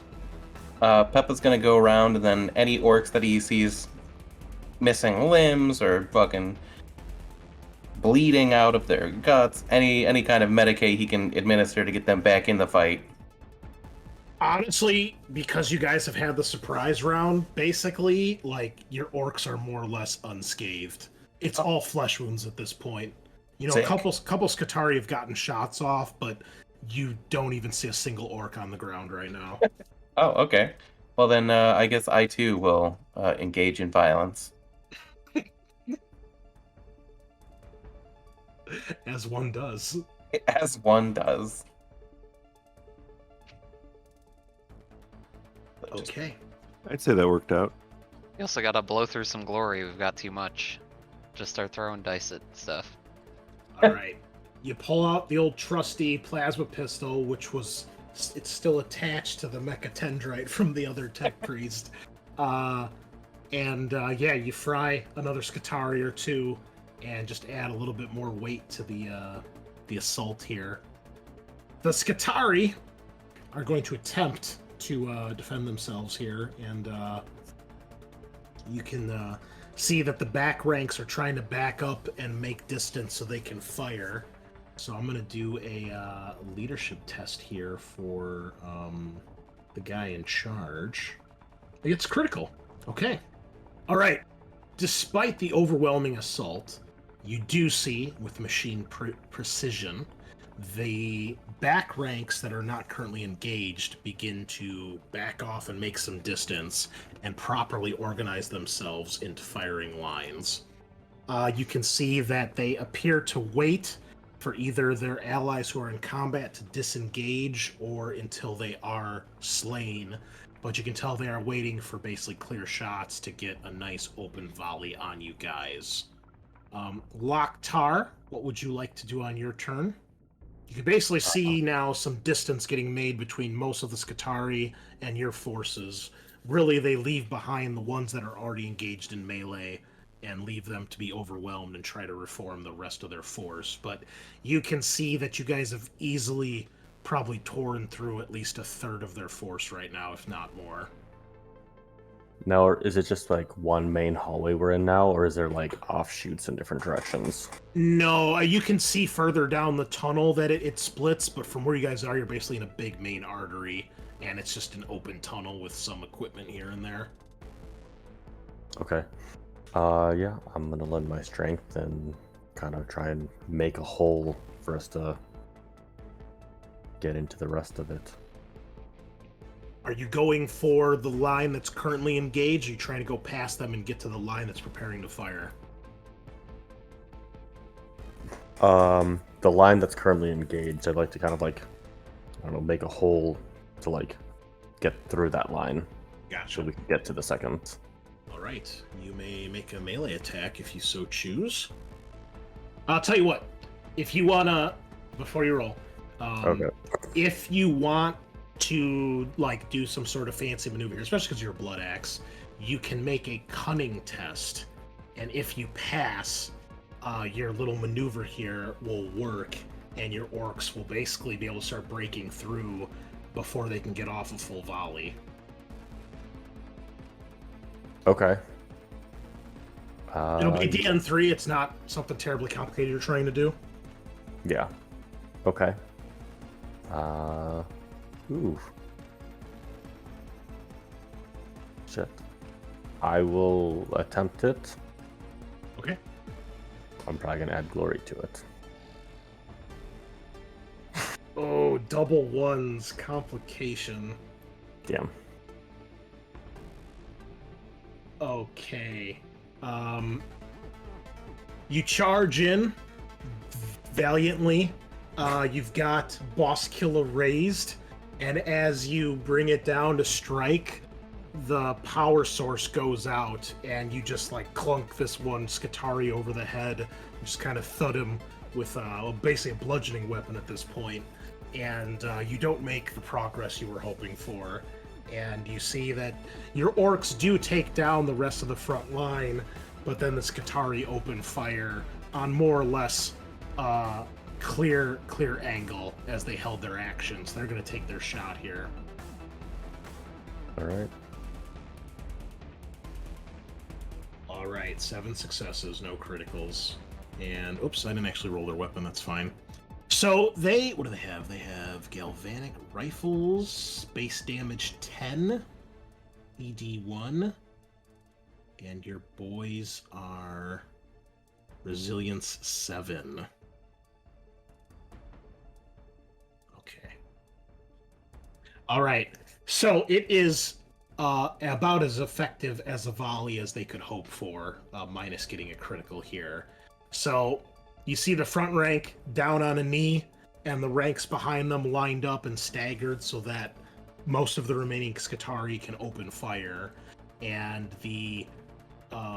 their rifles go off. They're kind of flintlock-looking projectile weapons, and just like an old flintlock firing line, smoke fills the tunnel, shots echoing through the chamber, and many orcs are struck and go down as, you know, the first couple lines that are celebrating having broken through and crushed some enemies now have nothing between them and the enemy guns. Loktar, you are going to take a hit here because you are up in the front lines as well. Okay. Everybody else, I think, is attacking with ranged at this point. So they do a total of there's 1 AP on here, or sorry, 1 ED. So you take 10 damage, and it's rapid fire.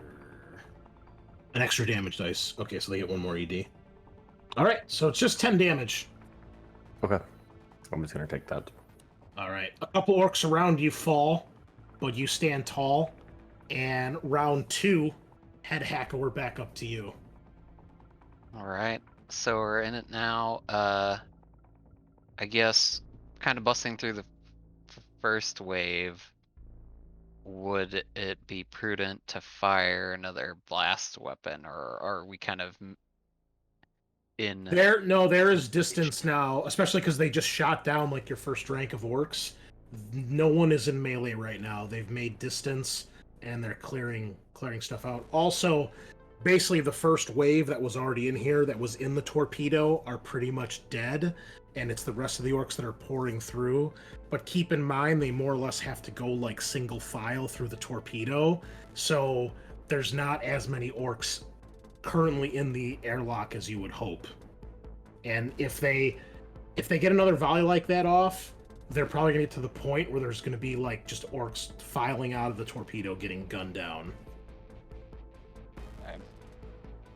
Well, is an assault weapon. Well, that doesn't really matter. Yeah, I guess I'll move in a bit closer, but fire off another shot from the Mega Blast to try to reduce the number of incoming attacks that we got. All right, go ahead. That sounds good to me. 1 twice 3, shoot. All right, looks good. Lots of explosions. Couple shifts. Oh, we're maxed out on glory at this point. Yeah, I'm gonna roll damage. And All right. can I just throw stuff in there? Throw what in where? Can you throw Gloria damage, or is that only if you get a critical? No, that's glory's only to your hit roll, not Gotcha. damage. Okay. Okay, well, 17 damage AP3 is still really good, and will still pretty much fry these guys. Yeah.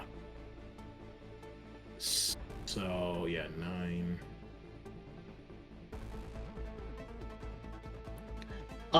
Not as incredible of an explosion, but still pretty good. They're still packed in tight. There's just not as many of them to hit, because you're killing them all. So there's less to kill. But kill them, nonetheless, you do. And you see the line reel again here. Grave Scorcher, before you go, I'm going to spend a point of ruin for them to seize the initiative, as they realize if they don't take advantage of their situation here, this is probably it for them. So, quickly reacting and reloading, the Skitarii open fire. This time, because there is not much of a front line left, all of you are going to be hit by this, assuming they hit. You hear the binary chatter of 1s and 0s as the tech priest leading them orders the attack. Beep bop boop. Complication.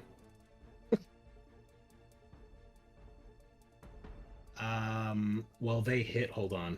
I didn't do my shifts here because I didn't target somebody. Does anybody have a defense higher than 3? Nope. Yes. What? Oh my god. Oh, no. I do have 3. Sorry. Okay, so they can shift twice then, which they will. So that'll be 2 ED.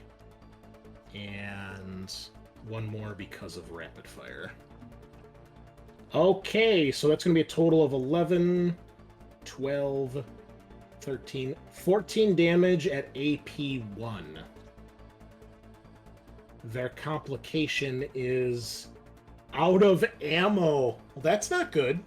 No.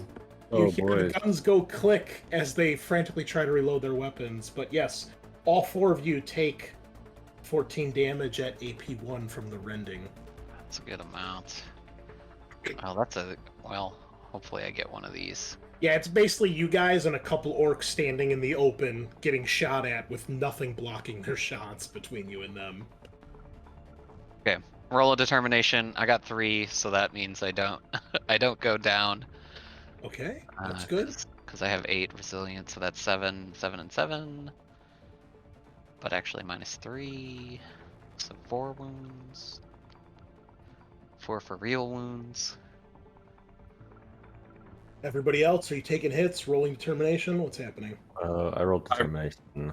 Yeah, I did as well. So I took I took 2 wounds. All right, Loktar, how are you looking? I took a lot. Still standing? Yes. All right. Scorcha, how about you? Took it on the chin, ready to fire. You just soaked it? You just said Yep. fuck it? Yep. All right. Scorcha just stands there like a bullet sponge, bullets hitting him everywhere, but he doesn't really seem to care too much. It is now your turn, Grave Scorcha. Okay. So would these guys be considered a mob? Yeah, sure.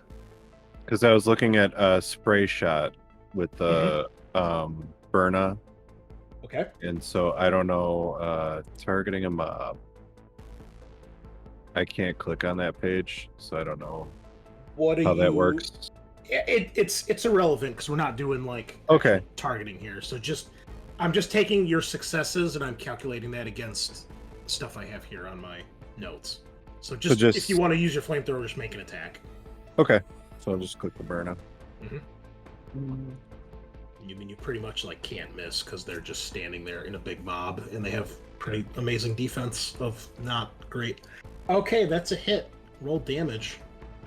Oh boy. Well, but they're all on fire. All right, you douse a nice swath of these densely packed Skitari, setting many of them ablaze. The initial damage doesn't seem to do too much to them, but they're on fire, and that alone will distract them. boyz are up next. Loktar, if you want to make a roll here, another weapon skill. You can get another +1 for charging. However, no outnumbering this time, as the numbers are kind of even with the orcs you currently have on the battlefield. Okay, so roll for the boys. Yep, weapon skill at +1. Weapon skill +1, okay. And these Skitari will defend themselves. I'm going to do this private, just in case you want to reroll. Okay, you have 4 successes. Do you wish to spend any wrath here, or glory? So is the wrath used out of my own pool? Yes. Yes. Okay. So do I have to do one before the other? Wrath goes Does it first. matter? Okay, so I will use the wrath. Okay. Ooh. Ooh, look And at that. 7. and I'm- Okay. And I'll add a glory. All right. Ooh, Nah. that was another 6. Okay. Did you guys see the Skitari result, or is it hidden? It's hidden. Okay. Well, the Wrath was a good idea there because you took a 4 versus 5 in their favor to a 7 versus 5. So, despite the second shot tearing through some more orcs and injuring you guys, you do not falter. And the sight of Loktar and Grave Scorcha and all of you just soaking all these shots basically distracts the Skitari and gives some more of your orcs time to catch up and join the fight.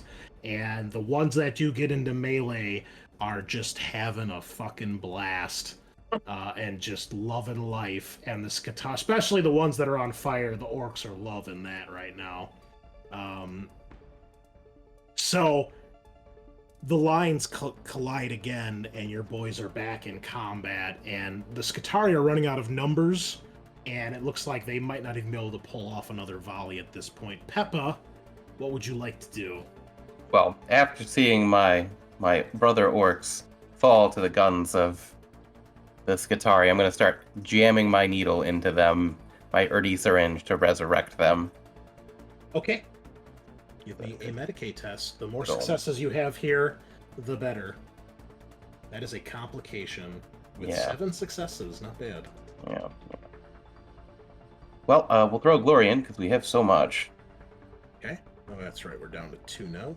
Nope. We're down by 2. Application.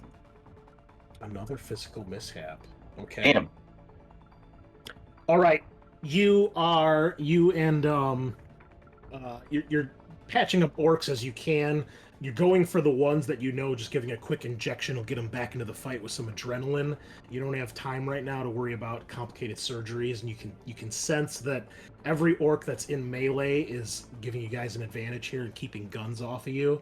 So you're going after orcs that have been like knocked down or seem a little dazed but aren't dead or bleeding or missing limbs, and getting them together. However, in your haste, you trip and your Erdi syringe goes flying from your hand into the darkness somewhere, and you lose it. Oh no. The Skitari are up. They will try once more with the leadership test here to pull off a maneuver, but I'm going to give them a penalty and make the DN a little harder because they are being overwhelmed. They have 1 success. That's not going to do it.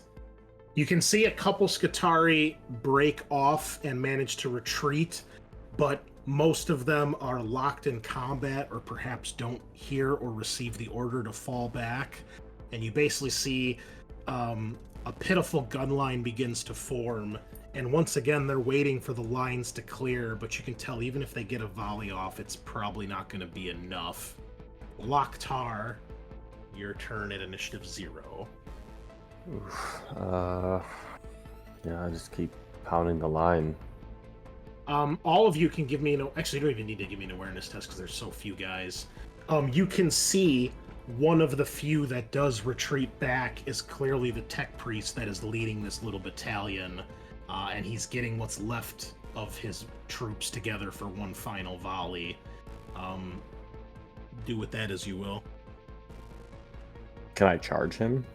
Is he within charge range? Yes, but I will need an athletics test to break out of combat. Or you could spend a wrath to break out of combat for free and charge.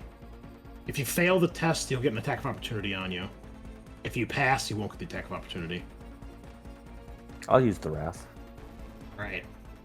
You guys see Loktar locks eyes with the tech priest leading this group, ducks under a swing of a nearby Skitari, and goes charging straight into the gun line and straight at the tech priest. You may attack with a charge bonus with +1. +1? Okay. Ah. Yeah, it's 6 though. Okay, this is a opposed roll here, so let me Throw some glory at that too. Yeah, I'm gonna do a glory. Damn. Alright. Rip. 6 successes. Are you happy with that? There's only one other dice to reroll if you wanted to, so. Yeah, I don't Okay. have I just used my last wrath. Alright, roll your complication and roll damage, please, because you have hit. 34 weapon malfunction again. Oh no. Alright. Okay. So your weapon, it flickers back to life after the initial power down when you try to do your maneuver. This time you charge forward, you get past this guy's defense as he tries to block with his axe. You knock it out of the way and get right in the torso and strike this guy. It doesn't take him down. He's a bit, I don't think it is. 15 minus 3, let me check. Oh, he's got to take a resilience test, though, that's for sure. I'm sorry, determination test.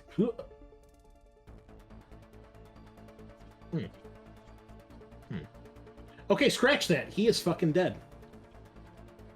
Awesome. Strikes again, baby. Yeah, you get past his guard and drive the blade right through his chest. As you do, you can feel it overcharge and overheat, and you can actually hear the zap as the power goes out. But you see that that electricity seems to discharge into this guy's systems, and he starts to shake a little bit as he gets like basically internally electrocuted.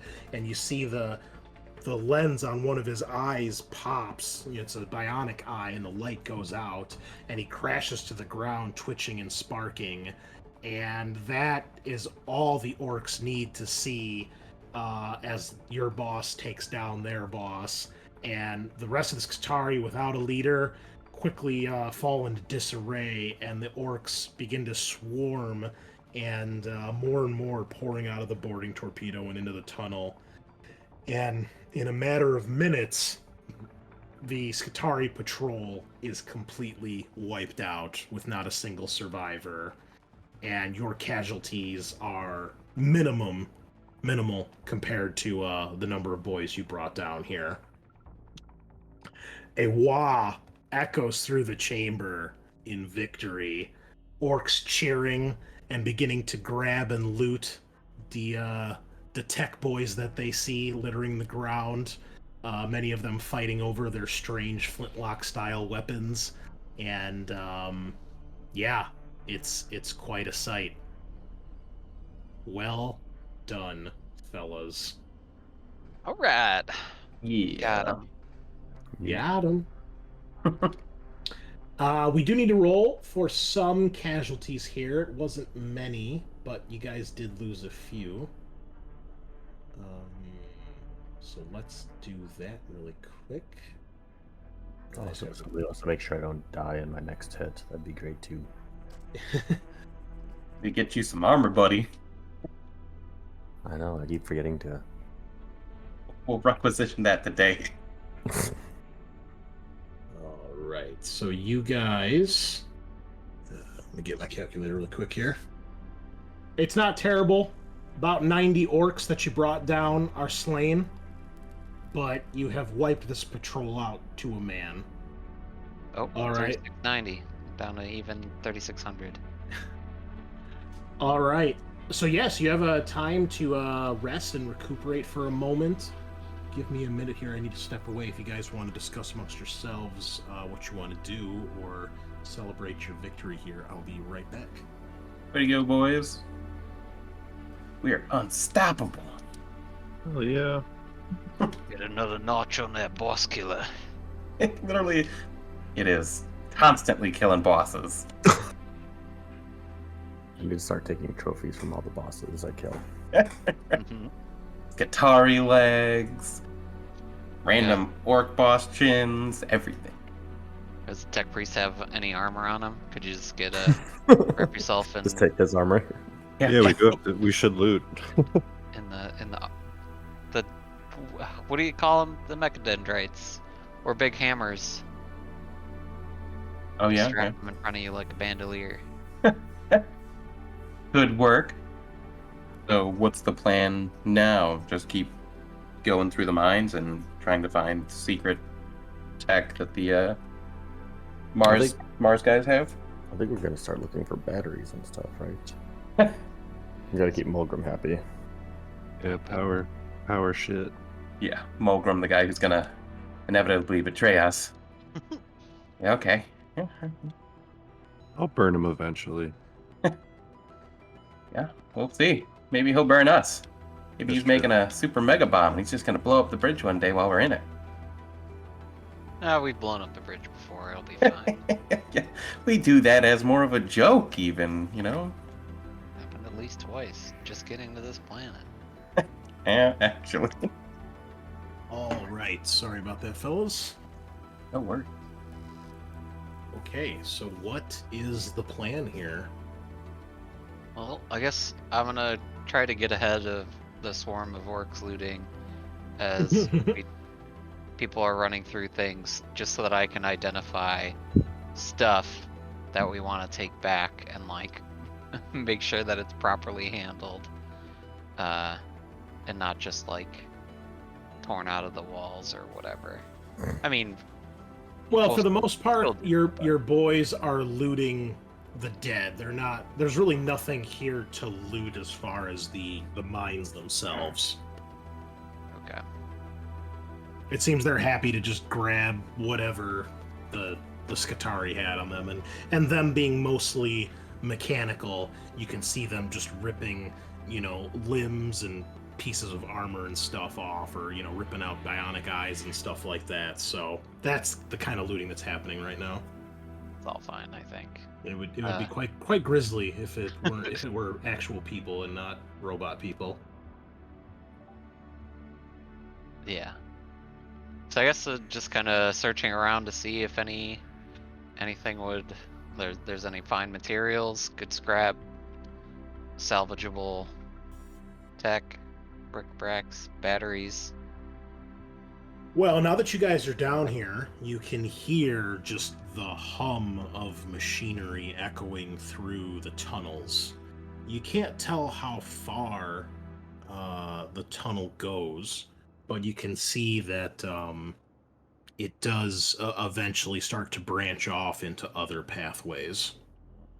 You guys can also tell the temperature down here is a lot more hospitable.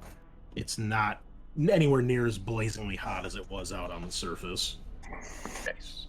Okay. The warning things on all of your suits are indicating you're in, safe atmosphere. You don't need your helmets on necessarily. You don't need your oxygen supplies. I mean, the air is by no means perfect, but it is breathable. But it's, it's heavily polluted with all the industry down here. And it is still hot because you're inside basically like lava caverns. You don't see any lava nearby, but it's still warm, but it's not blazingly hot. Okay. Well, I would kind of start arranging groups to start going down the tunnels. Okay. Start getting them off of the looting the dead and start filing through. All right. Well, you were able to bring down a total of 3 loads of orcs. So that was about 1,200. You've got about 1,100 remaining after the casualties. Are you splitting the characters, the party as well, to each take a group, or how do you want to split things?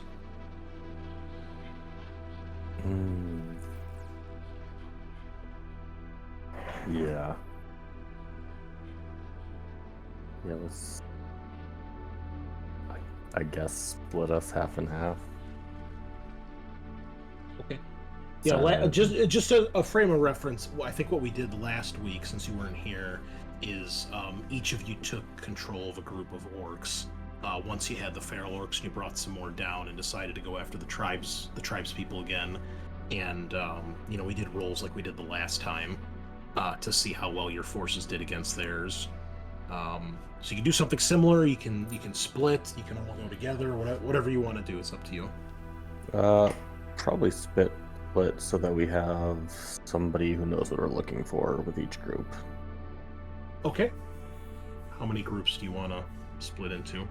How many tunnels are there? Is it just that it just splits into 2, like forks? Well, yeah, but you can tell it's probably gonna get... I mean, you could tell from the records that it's probably gonna get vast.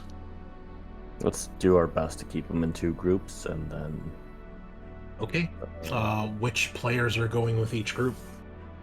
I'll take Scorcha with me. All right. And do you guys spend any time to rest or heal up or anything? Yes, I need to. Peppa, you do eventually find your syringe if you look for it. Yes. It's You not- look for it, yeah. It's not lost forever, just lost during the fight. Okay. I need a band-aid.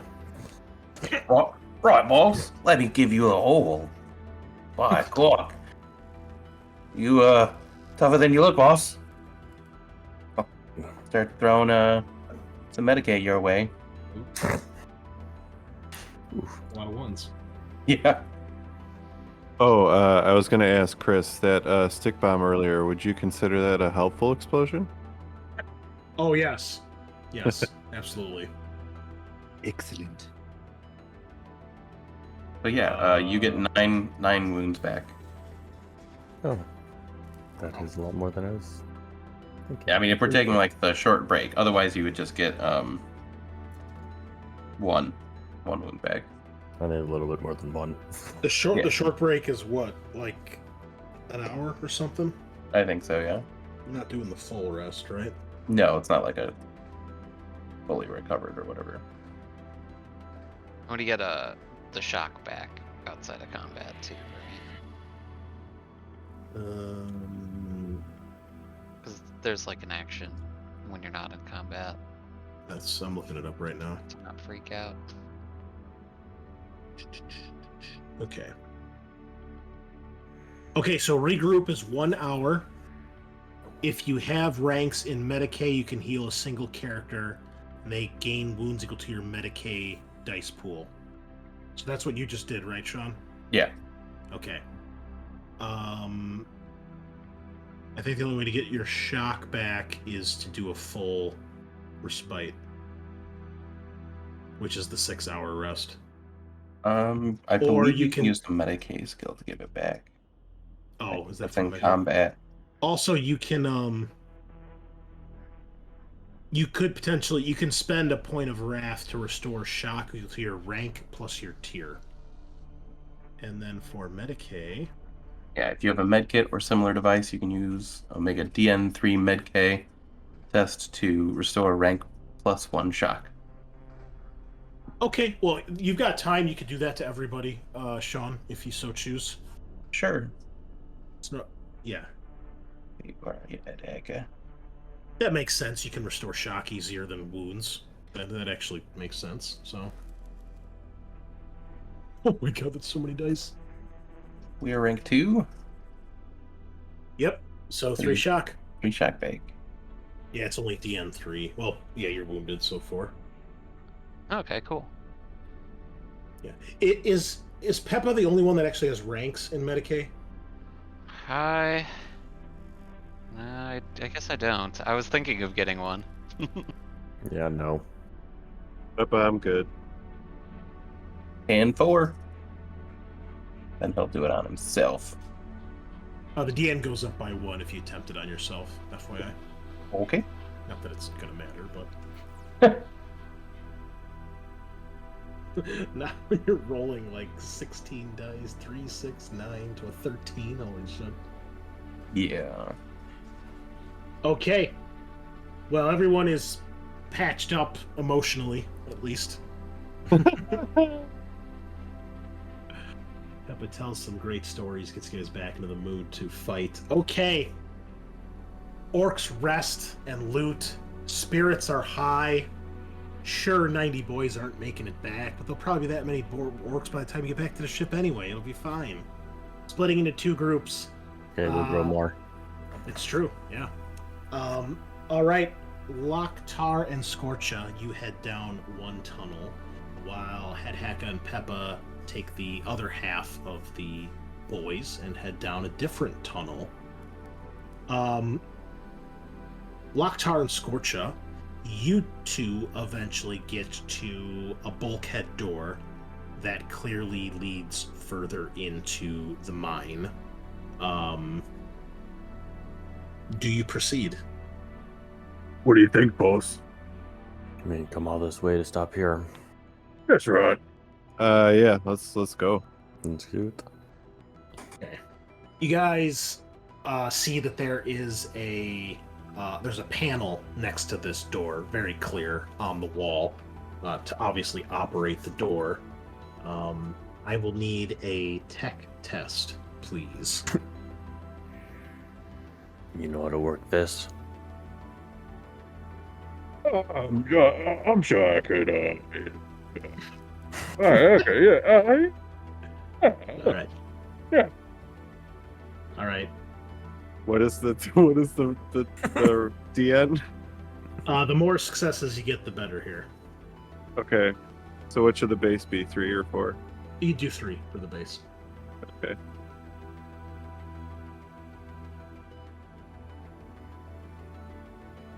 Oh, you've got a pretty good dice pool. Yeah. Jeez. Okay. All right. 5 successes, not bad. Bro, what are you? Why are you acting like your tech tests aren't solid? Yeah. Well, Scorch is kind of that I'm playing more to Scorch of being a silly Billy. Silly little goose. Yeah. But yeah, well, I guess he's kind of smart. So, yeah, it's not hard to operate. You figure it out pretty quickly. It looks like it's just a door that you basically have to press buttons to open. It's not left open, maybe for security reasons or maybe for the environment or what have you. But more or less, you figure it out pretty quickly. Doesn't take anything special because you have some extra successes here. You rolled more than 4. You are able to tell that this area that you're entering is one of the areas where they actually harvest one of the lava flows, and there's basically like a smelting collection factory this way. And you do, of course, get the door open. These doors, not being the bulkhead doors, they simply open upwards, and they have kind of those jagged teeth that stick into the ground, into the floor, kind of like those half hexagon shapes. Like if you took a stop sign and cut it in half horizontally, like that's how the bottom half is kind of what the teeth of the bottom of the door look like, and they fit into little slots on the floor. But then the whole door raises up like a garage door. Well, no, it doesn't bend like garage doors; go straight up into the ceiling. And it's about half the size of the airlock door, so it's still pretty big. But like you wouldn't fit like a ship in here, but you could definitely fit like a couple vehicles.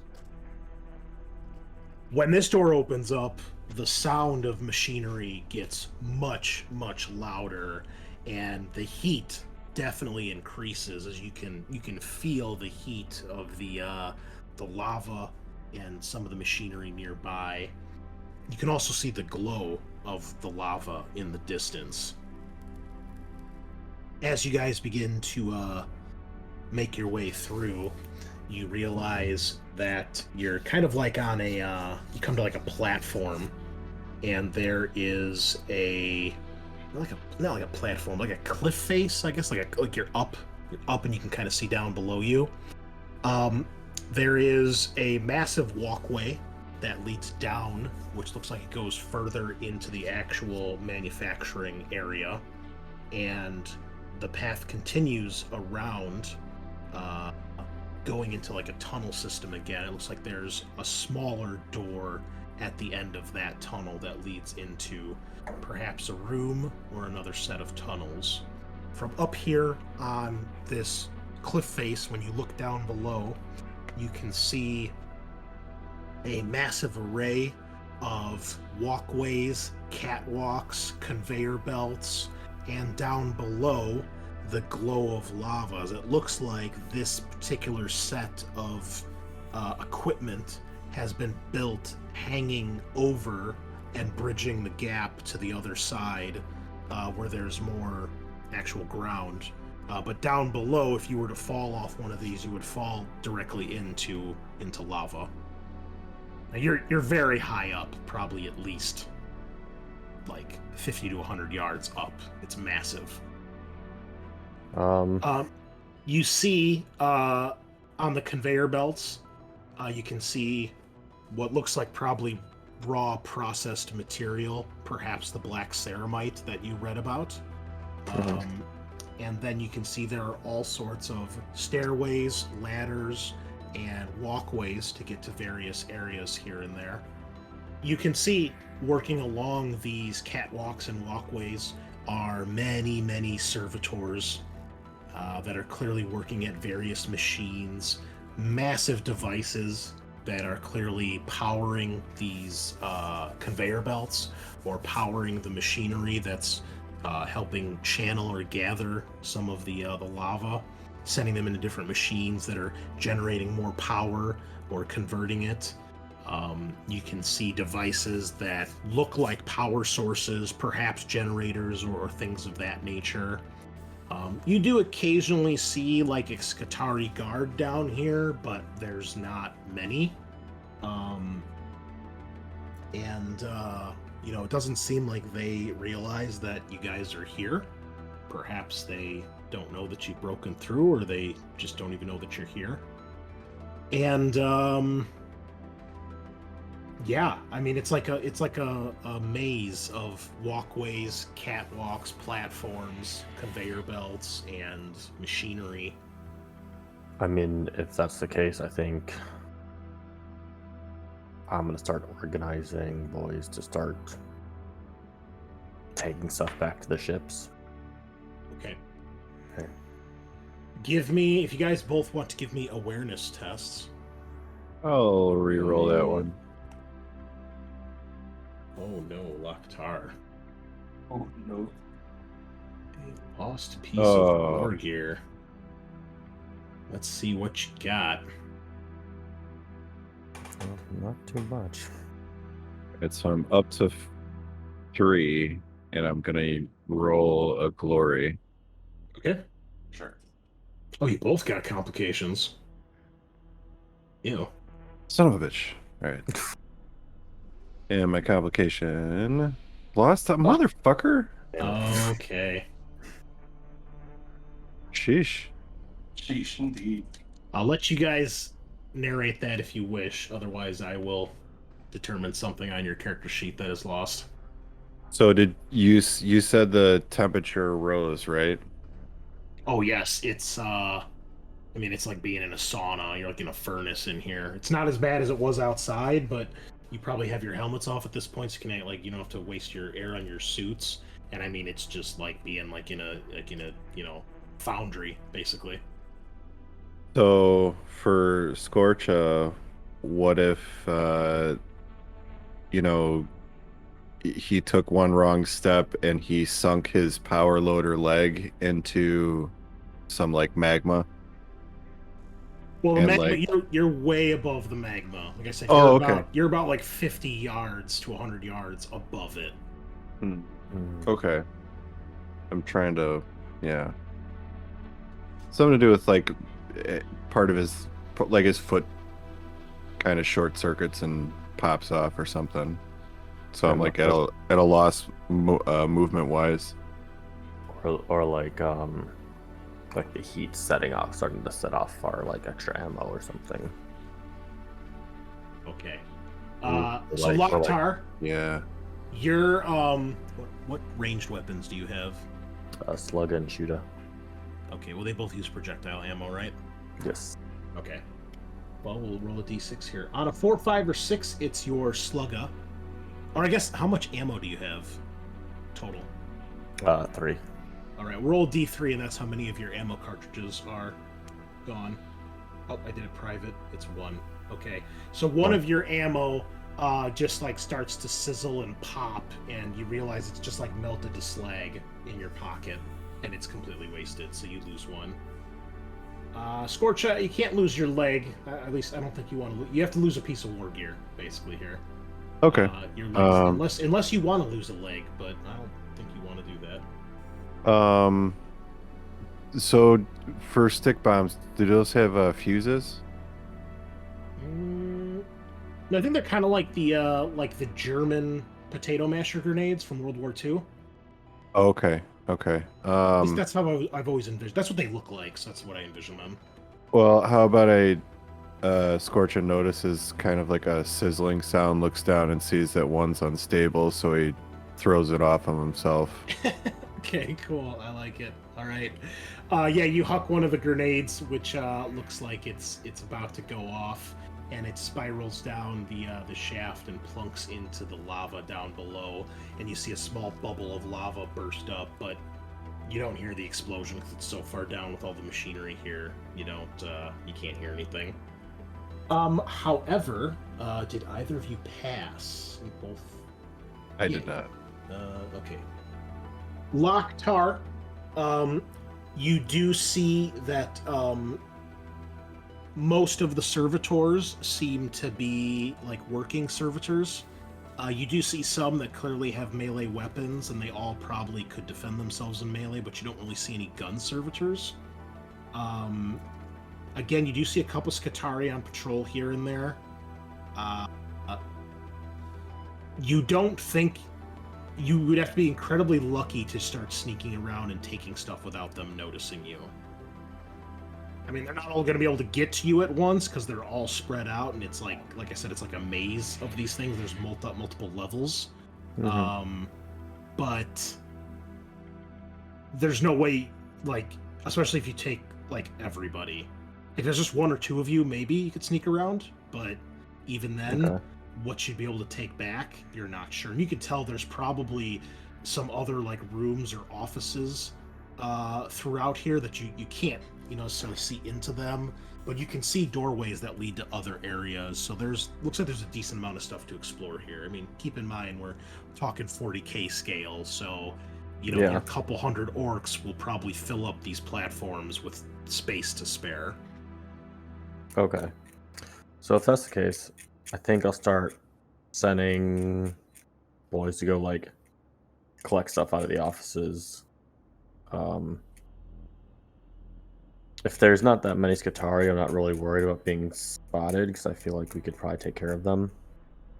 Okay, so just let them loose and start looting, and if you need to kill stuff, do it? Yeah, kind of. Because, I mean, we're here for scrap. We're not really here for much else. So if we can start getting some of the black stone or the black carapace. Mm-hmm. Ceramite. Ceramite. Sorry, there's too many black resources in this I game. know. It's funny because all of those things are legit. Black carapace, black stone. Yeah, and just start like taking stuff back to the ship, make Mulgrim happy, and start adding to our scrap piles. All right. Give me. Well, what do you tell the boys? Like, what is your command, or how do you order them?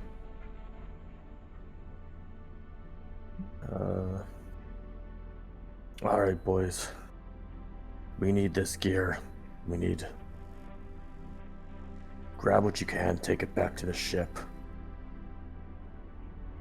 Guns, machines, batteries. Anything that looks valuable. If something gets in your way, put it down. All right. Give me a leadership test at +1.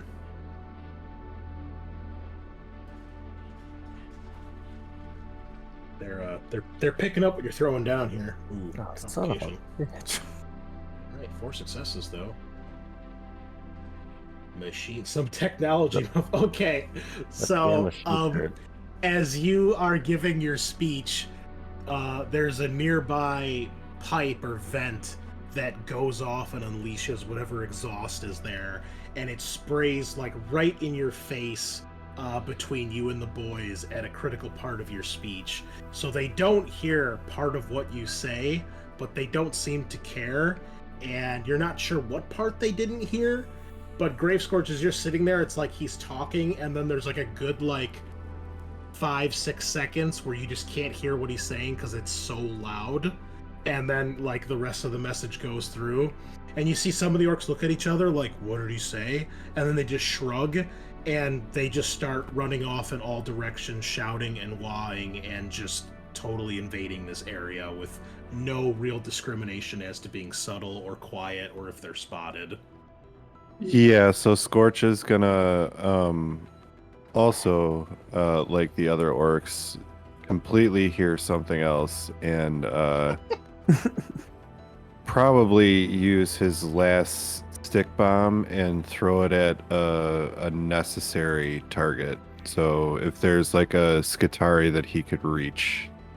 Okay, give me a ranged attack, but it'll be DN5 because you've actually got to land this thing. Like, there's a lot of areas you could just fall off a railing or a catwalk and just end up exploding in air or plunking into the lava. Mm-hmm. Okay, so DN5 you said? Yeah. Okay.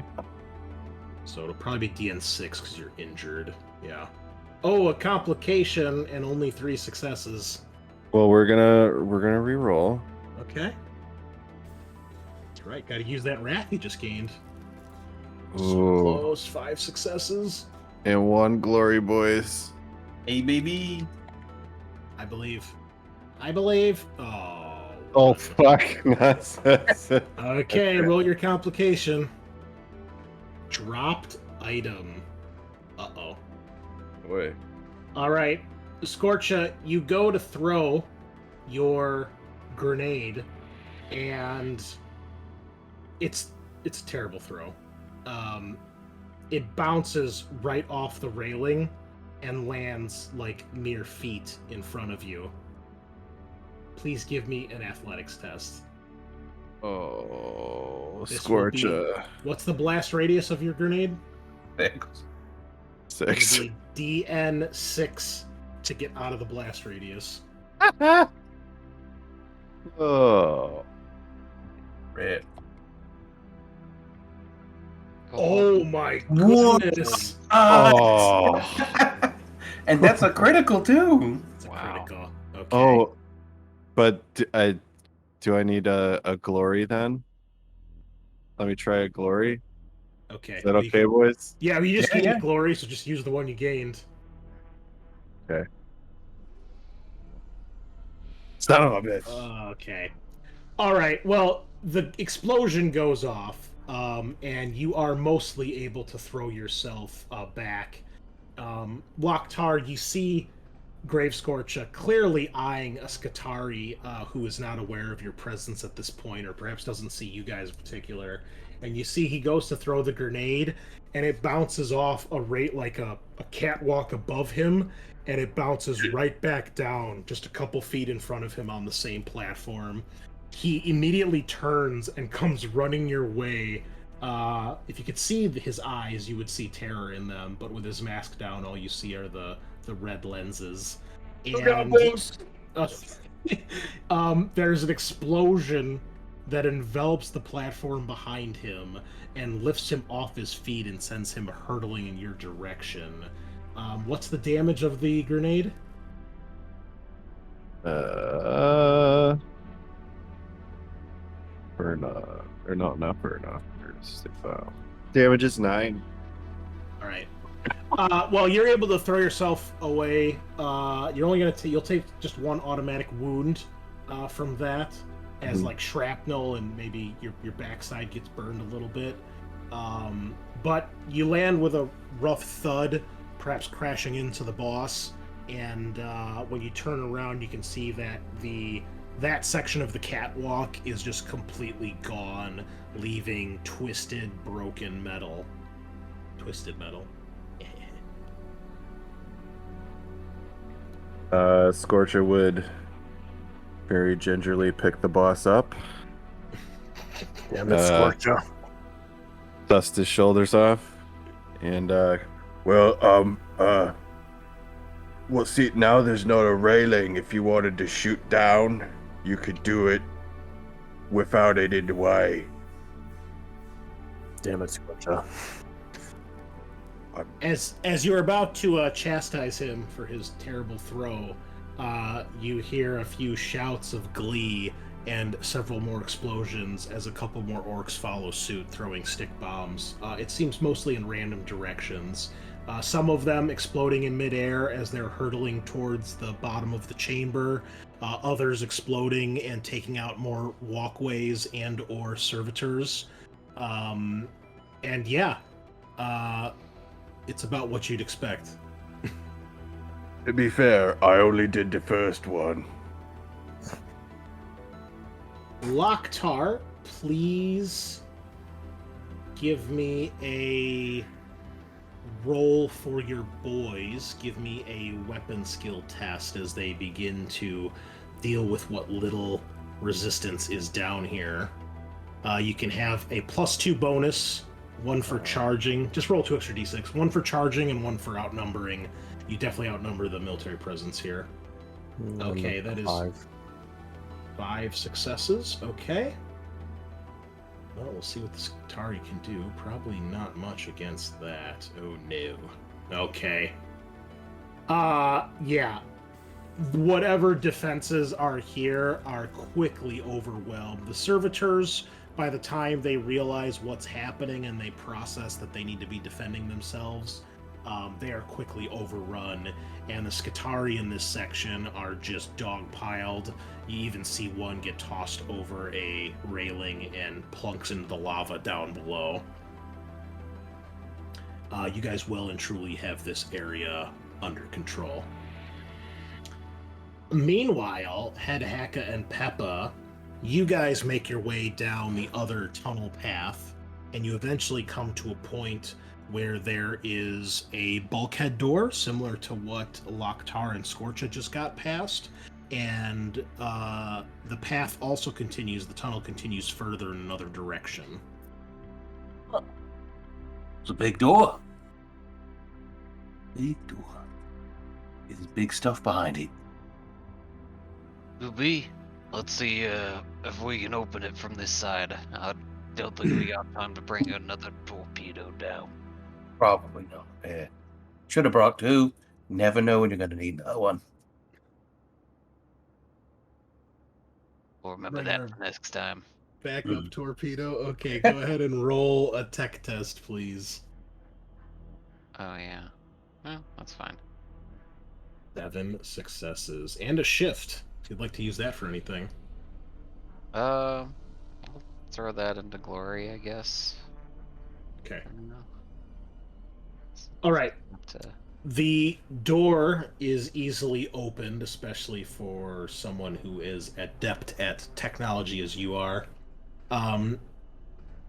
You can tell that this is leading to like a storage area of some sort. Also, with your successes, you're able to kind of pull up some nearby schematics or directions from some of the nearby areas. You can tell that Loktar and Gravescorcha are headed towards one of the manufactorum factories, and then or one of the foundries, and then you can tell that the path that you're on, the other path that leads in a different direction, past this door, that leads to some sort of like command center for this area, and you can get the door open if you so choose. All right. Sounds good. Yeah. Yeah, looks me. You just pop in there and see if we can take over the command center. I think there's something we could do, yeah. Might as well. Well, here. Get your guns ready, and I'll pop the button. Hit that door. Nice. Okay, so just to be clear, the door leads into the storage area. The hallway goes towards the command center. Well, let's crack that open before we continue down, I guess. See if there's anything useful in there, and then we'll go raid the command center. Yeah. Okay. So you get into a storage area. The door opens up, and you find there's a big, long room in front of you that looks like some sort of like loading bay, where they would have vehicles to move equipment around, or like power loader type things, loading servitors. You can see there's a couple doors that go into various areas, and you see a couple servitors here and there milling about, doing some labor. You don't see any Skitarii in this area, but as the servitors begin to see you guys, they're obviously starting to recognize an enemy threat and either preparing to engage you or setting off small alarms in this area. But you see there are several doors that lead out of this large room further into the storage section. Oh, there's a bunch of branching paths. Maybe we should go to the command center instead. Oh, I was thinking the same thing. If we can narrow down these potential dead ends and other, mazes of hallways, we ain't got all day. Right, yeah. We've got to get all that stuff from Algrim. Yeah. But I'm gonna close the door and sort of pretend we didn't see those guys for now. Okay, so the fucking warning klaxons are going off, and the door takes a good minute to open, and then you guys just press the button and sit there as it slowly closes. We'll keep going while it closes. Oh, We don't need that's to awesome. stand there and watch it. Right. Okay. All right. You head down the hallway. As you do, you could hear an alarm going off. Clearly, they have warned that there are enemies here in the base. And as you get towards the command center, you can see that the path goes up and leads to what looks like a factory type area, and the command center is up above the factory, kind of looking down like a foreman's office. You'd see like in a factory. So you guys can move up towards that, or you can move into the factory itself, or both. Probably want to go to the office, right? Yeah. Get a good look from up there and, see what we want to do. Yeah. Bit of view from the top. Yeah. That's where the boss probably would be, right? Yeah, let's see him. All right. I'll head up there.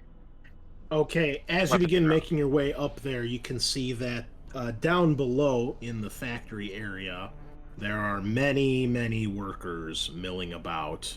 You can see that there are huge elevator lifts that go into other parts of the base, other levels.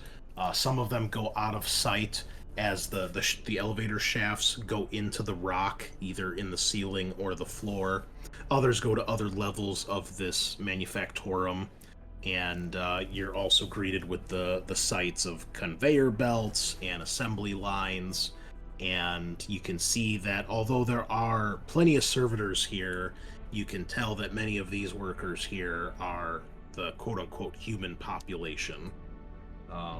Some of them grotesquely mutated with various mutations, and some of them misshapen or far larger than they should be. Some probably hiding mutations under their protective gear, all toiling away to feed the Imperial War Machine. There are Skitarii guards down there that you see are kind of rushing to intercept you guys, and you see more warning signs and warning klaxons going off in the factory. As you guys ascend towards the command office area, you can see that the warning lights are going off there, and you see a bulkhead door shuts, like an emergency shutter type door, shuts down over the door, obviously to try to keep you guys out, as that's probably the entrance that you're looking for. Oh, they really don't want us in there. These Yumis in the damn doors. Been Well. at doors all damn day. Why don't we just go a knocking? Is there a way to get in? So can This do we door is have... definitely the smallest one you've seen thus far, but you see basically like a reinforced shutter closes down. Obviously both of you realize it's in lockdown mode. They're clearly trying to defend themselves. Yeah, I guess try to blast it open with a stick bomb. Yeah, That would be We- beneficial. stack a couple stick bombs on it. Okay. Give me a blitz skill roll, just don't get a complication. You're doing yours. Alright. You guys huck a few stick bombs in that direction, and you see that the door takes a few blasts, but eventually it does cave in and is broken apart to the point where you could probably fit one or two people through it at the same time. All right, let's just start going in, I guess. Well, before we do that, I think I want to try something, and I think I'm gonna blind fire the custom Mega Blaster into the hole. Okay, you trying to shoot through the door or hit the door more and make the opening bigger? Just shoot through the door. Okay. Go ahead. It'll be DN 5 because you're at a weird angle because you're kind of shooting up. and also because you can't really see what you're shooting at other than the opening in the door. Sounds fun. Yep. You say 5? Yes. Cool. Oh wait, is this gonna be weird? Okay. Oh, yeah. All right. That There we go. is a success. It should be DN6 because you're wounded, aren't you? Oh, yeah, did it not do that one? I guess not. DN4. Oh, you don't have a wounded condition on you, that's why. Oh, it did it that time. That's weird. Yeah, I don't see the icon next to your token. Huh. Oh. Nope, I don't understand what's happening there. Anyway, I guess I got 6 successes, so Okay. I think. All right. You arc it at just the right angle. The blast goes through the door, singeing the opening a little bit and melting it open just a little bit more. And an explosion goes off, and you can hear the sounds of confusion and clearly voices of mechanical nature shouting orders. You're not sure if you hit or damaged anybody, but you've certainly caused some panic in there. Alright, now let's go in. Okay. Okay. You break in. Do you guys lead from the front, or do you send some of the orcs in first?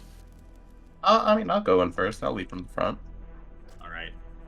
You enter a large command station. There are many consoles and terminals and screens with various readouts. You see that one set of terminals is completely slagged and melted from the custom Mega Blaster shot, with a few dead crew and, data servitors melted to nothingness. You see other servitors that are the type that are basically built into their chairs and part of the station, just toiling away at whatever work they do. You can see clearly some sort of tech priest that is in charge of this area, and a few more Skitari getting up to attack. You also see a couple Adeptus Mechanicus troops that you do not recognize. They're clearly Adeptus Mechanicus because they have the classic red robes and they are mechanical, but you see that these ones have legs like a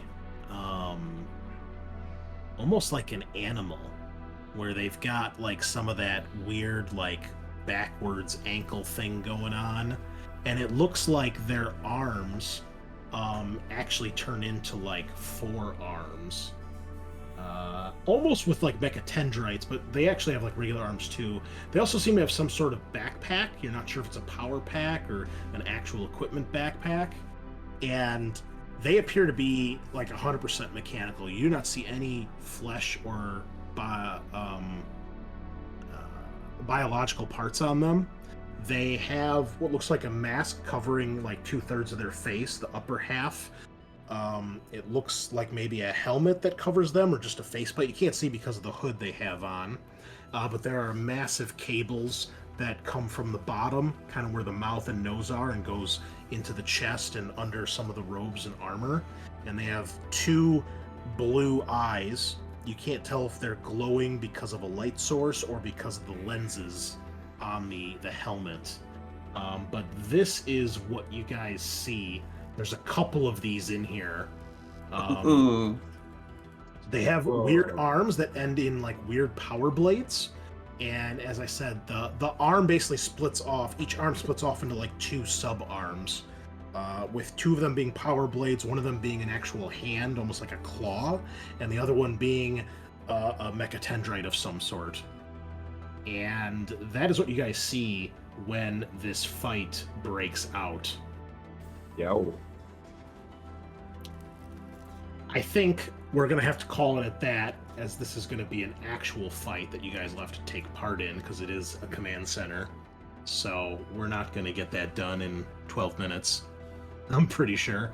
So I think that's a good spot to stop, as the assault on Charcion is well and truly underway. So, thank you so much, listeners. I hope you've enjoyed tonight's session and orky goodness. We'll be back next week as they finish up their raiding of Charcion, and we'll probably be on our way to the junk planet. So, thank you so much for stopping by and listening, and y'all have yourself a wonderful evening. Nighty night.